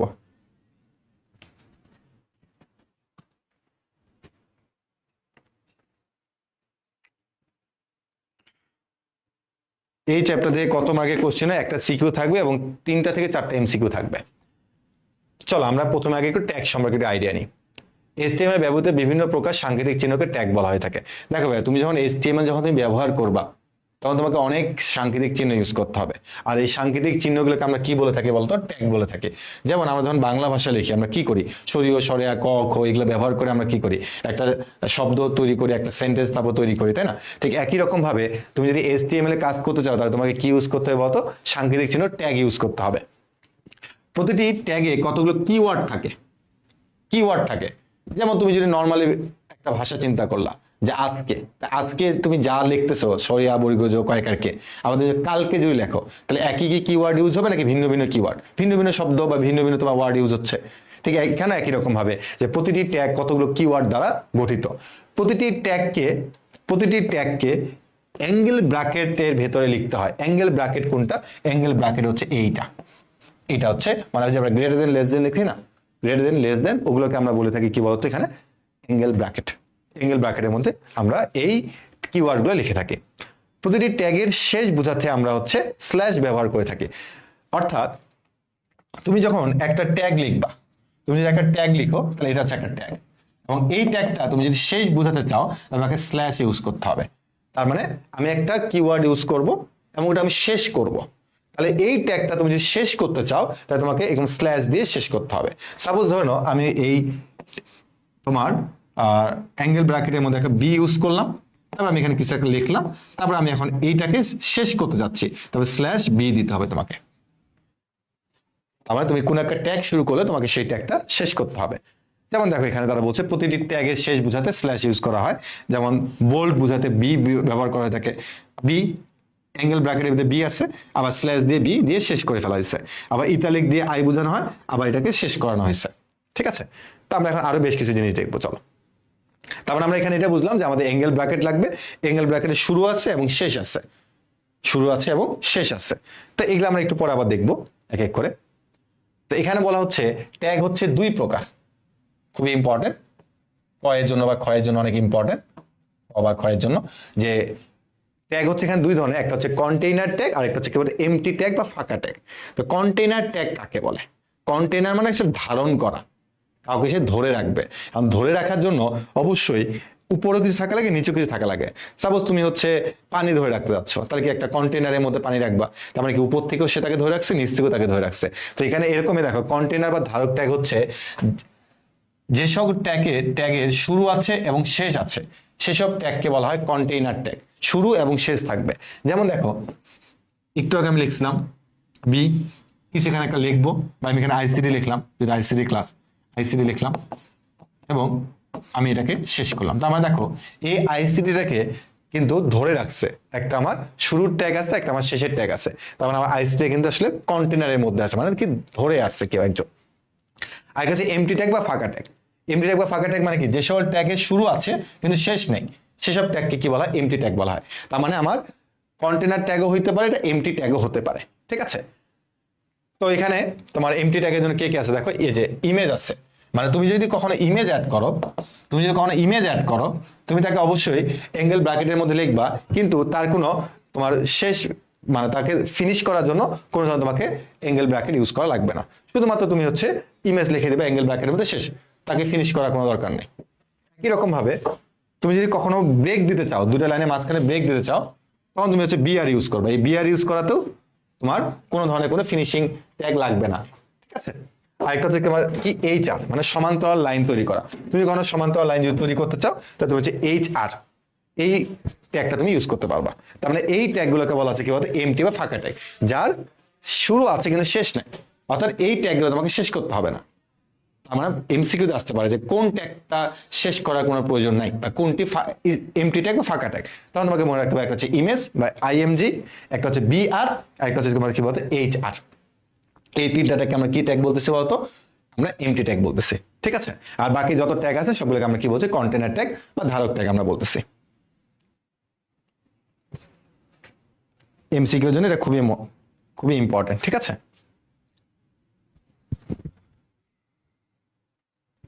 এবার একটু খেয়াল করো যে এলিমেন্ট, স্টার্ট ট্যাগ থেকে শুরু করে এন্ড ট্যাগ পর্যন্ত সকল কিছুকে এলিমেন্ট বলা হয়।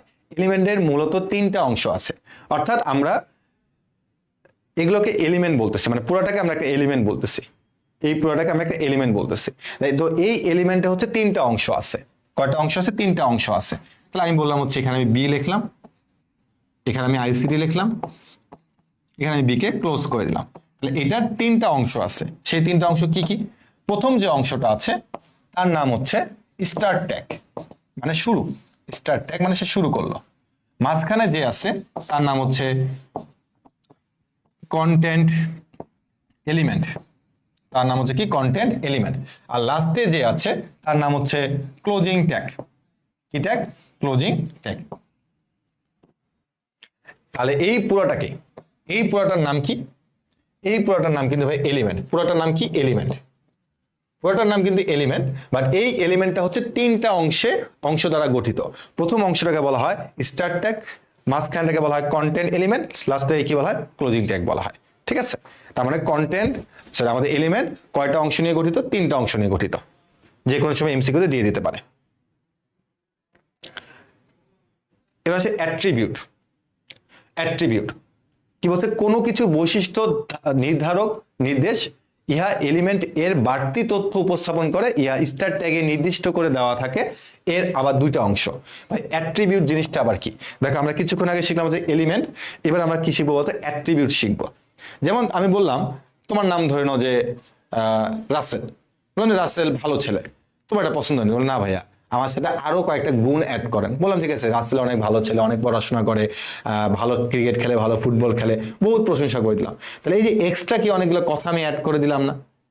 একই রকম ভাবে আমরা যদি কোনো এলিমেন্টের সাথে যদি এক্সট্রা কোনো বৈশিষ্ট্য বা গুণ আমরা যদি অ্যাড করি, তখন আমরা বলে থাকি কি বলতে অ্যাট্রিবিউট। কি বলে থাকি? অ্যাট্রিবিউট বলে থাকি। আর এই অ্যাট্রিবিউটটা হচ্ছে শুরুতে অ্যাড করতে হয়, শুরুতে কথা স্টার্ট ট্যাগের সাথে তাকে অ্যাড করতে হয়। কিরকম দেখো, যে ধরে নাও যে আমি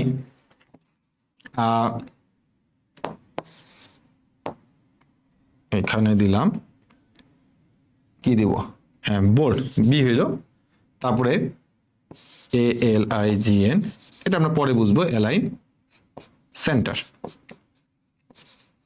সেন্টার ক্লোজ, ICT হবে, দেন আবার হচ্ছে ক্লোজ করে দেব বিকে। তো এখানে কি হইল একটু খেয়াল করে দেখো। প্রথমত আমি এখানে বি অ্যাড করছি, বি কি আছে, বি। এই বি মানে কিন্তু বোল্ড বোঝায়, কি বোঝায়? বোল্ড, বোল্ড বোঝাচ্ছে। অর্থাৎ এই আইসিটিটা তুমি যখন এখানে পাবা তখন সে কিন্তু বোল্ড হয়ে যাবে। কি হয়ে যাবে? সে বোল্ড হয়ে যাবে, বোল্ড আইসিটি, বোল্ড আইসিটি হয়ে যাবে। তার মানে বি ইউজ করার কারণে সে কি হয়ে গেছে? বোল্ড হয়ে গেছে। ঠিক আছে, কিন্তু ভাই এটার সাথে তো আপনি একটা অ্যালাইন সেন্টার কি কি সব অ্যাড করছেন, এটা মানে কি? এটা মানে তার একটা গুণ। গুণ কিরকম দেখো, যখন তুমি এটা HTML লিখলা, তার মানে তুমি এখান থেকে আইসিটি পাচ্ছ। মানে আইসিডি কিন্তু যেখানে সেখানে চলে যেতে পারে, একটা এটা আউটপুটটা আইসিডি লেখাটা যেখানে সেখানে চলে যেতে পারে। কিন্তু তুমি চাচ্ছ যে আমি একটা পেজের মধ্যে একে নিয়ে আসবো, ধরুন এটা একটা পেজ, এটা একটা পেজ, এবং তুমি চাচ্ছ এই পেজের একদম সেন্টার, একদম সেন্টার, এটা হচ্ছে সেন্টারটা, এই সেন্টারে এই আইসিডি লেখাটা বোল্ড হয়ে আসুক। আইসিডিতে একটা পেজের যে কোনো জায়গাতে থাকতে পারে, কিন্তু তুমি চাচ্ছ কি ওই পেজের একদম মিডিল বরাবর আইসিডিটা বোল্ড হয়ে থাকুক। তখন তুমি এই জন্য লিখছো কি, বি লিখছো, বি মানে বোল্ড হবে। বাট এবার তুমি তাকে স্পষ্ট করে দিছো ওই আইসিডি লেখার আউটপুটটা আমি চাই কি আমার পেজের মাঝখান বরাবর চাই। কি বরাবর চাই? মাঝখান বরাবর চাই। ঠিক আছে, মাঝখান বরাবর চাই, মানে মাঝখান বলতে আসলে এখানে বোঝাচ্ছে যে মাঝখান বরাবর, ধরে নাও একদম সেন্টারে মিডিলে থাকবে, মাঝখান বরাবর থাকবে। তো এই জন্য তুমি বলছো যে অ্যালাইন সেন্টার, সেন্টার মানে কি? সে মাঝখানে থাকবে। তার মানে দেখো এখানে দুইটা অংশ আছে। কয়টা অংশ আছে? এখানে দুইটা অংশ আছে। তো প্রথম যে অংশটা অ্যালাইন, এটা দ্বারা বোঝায় অ্যাট্রিবিউট নেম। এটা দ্বারা কি বোঝায়? Attribute name. আর পরে যে সেন্টার আছে এটা দ্বারা বোঝাচ্ছে অ্যাট্রিবিউট ভ্যালু। প্রথমটা দ্বারা কি বোঝায়? অ্যাট্রিবিউট নেম, পরেরটা দ্বারা কি বোঝাচ্ছে বলতে? অ্যাট্রিবিউট ভ্যালু বোঝাচ্ছে। তার মানে আমি যদি কখনো চাই যে আমার আউটপুটটাকে আমি আরেকটু স্পেসিফিক করে দিব, আরেকটু অন্যভাবে চাচ্ছি, তখন আমি হচ্ছে এখানে একটা কি অ্যাড করব? অ্যাট্রিবিউট অ্যাড করব। এবং মনে রাখবে অ্যাট্রিবিউটটা কোথায় অ্যাড করা হয়? স্টার্ট ট্যাগে ইউজ করা হয়। এটা কিন্তু ভাইয়া দেখো আমাদের যে ক্লোজিং যে ট্যাগ ছিল সেই ক্লোজিং ট্যাগে কিন্তু ইউজ করা হচ্ছে না। এটা কিন্তু একটা MCQ যে তোমার অ্যাট্রিবিউটটা কোথায় ইউজ করা হয়ে থাকে? স্টার্ট ট্যাগে ইউজ করা হয়ে থাকে। ঠিক আছে, ওকে। আমরা হচ্ছে এই ট্যাগগুলো আজকে পড়বো না, দুইটা পেজ ছিল, এটা দরকার নেই, এটা আমরা নেক্সট দিন পড়লে তাহলে আমাদের মনে থাকবে। এখন আমরা কিছু MCQ সলভিং এ চলে যাব। MCQ মানে আসলে আমার কাজ নেই, MCQ মানে হচ্ছে তোমাদের কাজ। এখানে অনেকগুলো MCQ আছে, সবগুলো যে MCQ সলভ করতে ব্যাপারটা এরকম না, তোমরা অনেকগুলো নিজের থেকে পারবা। তো চলো আমরা একটা একটা করে MCQ সলভিং এ চলে যাই। তো আজকে আমরা এই পর্যন্ত পড়বো, এরপর হচ্ছে আমরা ফরম্যাটিং ট্যাগ থেকে হচ্ছে নেক্সট ক্লাসে শুরু করব, কারণ ফরম্যাটিং ট্যাগের সাথে বাকিগুলো সম্পর্কিত। প্রথমটা HTML ফাইলের এক্সটেনশন হলো, HTML একটা ফাইলের এক্সটেনশন।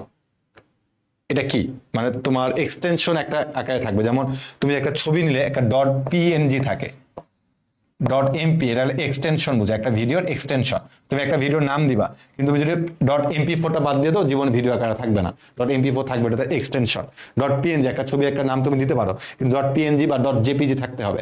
তো একই রকম ভাবে HTML ফাইলে একটা এক্সটেনশন থাকে, যে এক্সটেনশনটা হচ্ছে আমাদের কি HTML। ওই কই গেলি, যেটা নাম কি আমাদের বলতো? HTML। বোঝা গেছে? এক্সটেনশনটার নাম কি? HTML। নিচের কোন ট্যাগে অ্যাট্রিবিউট থাকে? শুরুর ট্যাগে, শেষ ট্যাগে, দুই ট্যাগের মাঝে, উভয় ট্যাগে? মাত্রই বলছি, কি বলছি বলতো? কি বলা হয়েছে? নিচের কোন ট্যাগে অ্যাট্রিবিউট থাকে? শুরুর ট্যাগে অ্যাট্রিবিউট থাকে। কোন ট্যাগে অ্যাট্রিবিউট থাকে? শুরুর ট্যাগে অ্যাট্রিবিউট থাকে। পরেরটাতে আসি, সার্চ ইঞ্জিন হলো, মানে এখানে অনেকগুলো এক্সাম্পল দিছে, বলে এটা কোনটা হবে, এখানে কোনটি সঠিক? সার্চ ইঞ্জিন কোনটা? শুরুর দিকে পড়ানো হয়েছে, ব্রাউজার নামগুলো দেখানো হয়েছিল আর সার্চ ইঞ্জিনের নামগুলো দেখানো হয়েছিল। দেখো গুগল একটা সার্চ ইঞ্জিন, মজিলা এটা কিন্তু সার্চ ইঞ্জিন না, তাই না? ইয়াহু একটা সার্চ ইঞ্জিন। তাহলে আমাদের এখানে 1 আর 3, 1 আর 3 হচ্ছে আমাদের কি অ্যান্সার, 1 আর 3 হচ্ছে অ্যান্সার। মজিলা আমাদের কিন্তু সার্চ ইঞ্জিন না।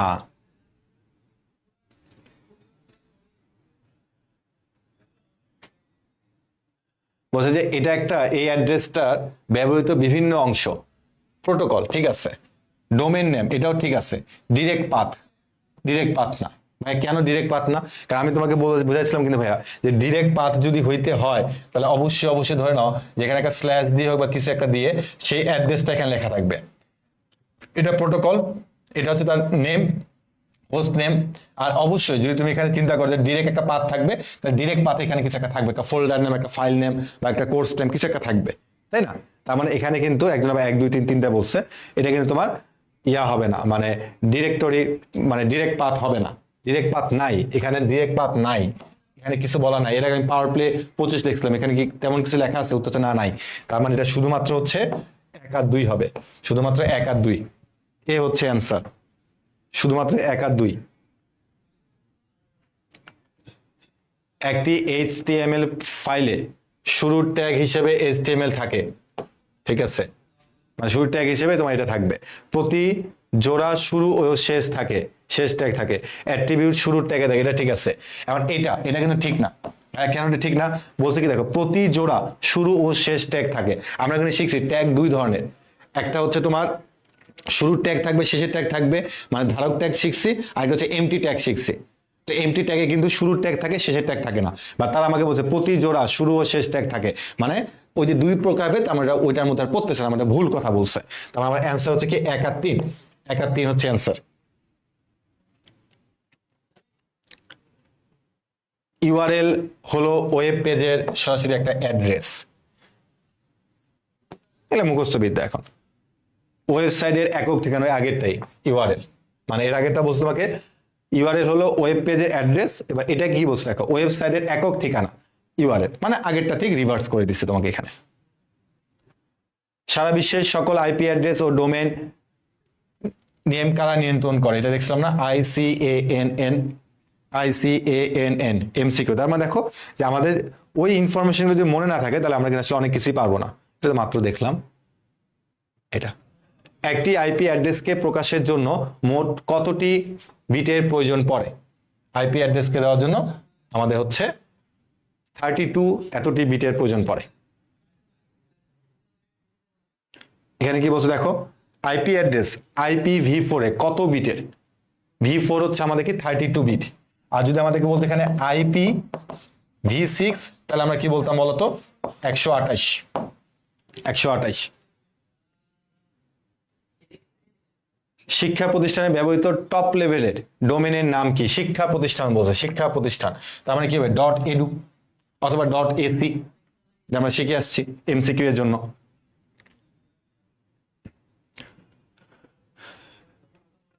সর্বশেষ অংশটির নাম কি? যে .com, সর্বশেষ অংশটির নাম কি? .com দ্বারা কি বোঝায়? .com দ্বারা তোমাকে বোঝাবে হচ্ছে ডোমেন নেম, ফাইল প্রকৃতি, মানে এটা প্রকৃতি বোঝায়, এটা আমরা দেখে আসলাম, এটা কিন্তু প্রকৃতিকে বোঝায়। তো এখানে আমাদের ডোমেন প্রকৃতি, ফাইল প্রকৃতি না, ডোমেন প্রকৃতি। .com দ্বারা প্রকৃতিকে বোঝায়, ধরন কি, ঠিক আছে, ওইটা হলো ডোমেন প্রকৃতি। তবে তোমাকে বলছে ISP এর ফুল মিনিং কি? Internet service provider. কোনটি ওয়েব ব্রাউজার? কোনটি web browser? Google, Yahoo, Mozilla, being, বলো কোনটা? মিলাও, গুগল, ইয়াহু, বিং, এটা কি? তাহলে এখানে কোনটা হবে? মোজিলা। google.com কি? google.com search engine. Last MCQ, HTML ট্যাগের চিহ্ন কোনটি? HTML এর ট্যাগের চিহ্ন কোনটি? Angle bracket. তো তোমরা যদি তোমাদের দেখো, বিভিন্ন ধরনের টেস্ট পেপার দেখো, তোমাদের বইয়ের মধ্যে যদি তাকায় দেখো, তুমি দেখবে এখানে অনেকগুলা তোমার আরো এমসিকিউ তুমি পাবা। তোমরা যে বই ফলো করো সেই বইয়ের মধ্যে আরো অনেক ধরনের এমসিকিউ পাবা, ঠিক আছে? তো সেই এমসিকিউ গুলো অবশ্যই দেখবা, এবং একই রকম ভাবে বোর্ডে আসা যে সিকিউ গুলো আছে সেগুলো একটু একটু করে দেখবা। বাট এখন যেহেতু পুরো চ্যাপ্টারটি কমপ্লিট হয়নি, আমাদের মেইন অংশটা এখনো বাকি আছে HTML এ অনেক কিছু। তো আমরা যখন 2টা ক্লাস করব, তখন আমরা হচ্ছে এই চ্যাপ্টারে একদম পুরো বস হয়ে যাব, ঠিক আছে? তো আজকে আমরা আমাদের ক্লাস এই পর্যন্ত রাখবো। তো আশা করি তোমাদেরকে যে টপিকগুলো বোঝানো হয়েছে তোমরা প্রত্যেকে বুঝতে পারছো। তবে আমি একটু বলে দিই, ক্লাসের শুরুতে বলছি যে মজার অংশটুকু আসলে আজকে ছিল না। মজার অংশটুকু বা এই চ্যাপ্টারে যে মজার অংশটুকু আছে বা পার্টটুকু আছে সেটা হচ্ছে আগামী 2 ক্লাসে থাকবে। তো ইনশাল্লাহ আজকে যেহেতু তোমরা ক্লাসটা করেছো, আগামী যে 2টা ক্লাস হবে সেই 2টা ক্লাস অবশ্যই তোমরা করবা। তাহলে যাদের 4র্থ অধ্যায় নিয়ে সমস্যা থাকবে তারা প্রত্যেকে এই চ্যাপ্টারে বস হয়ে যাবা, ঠিক আছে? তো প্রত্যেকে ভালো থেকো, সুস্থ থেকো, আল্লাহ হাফেজ। এবং যদি পারো তাহলে একটু নোট করে রাখিও যে কোনগুলো আমি তোমাকে ইম্পর্টেন্ট বলছি, কোনগুলো ইম্পর্টেন্ট বলি নাই, কারণ একটা চ্যাপ্টার অ্যানালাইসিস করে পড়াটা অনেক বড় ব্যাপার।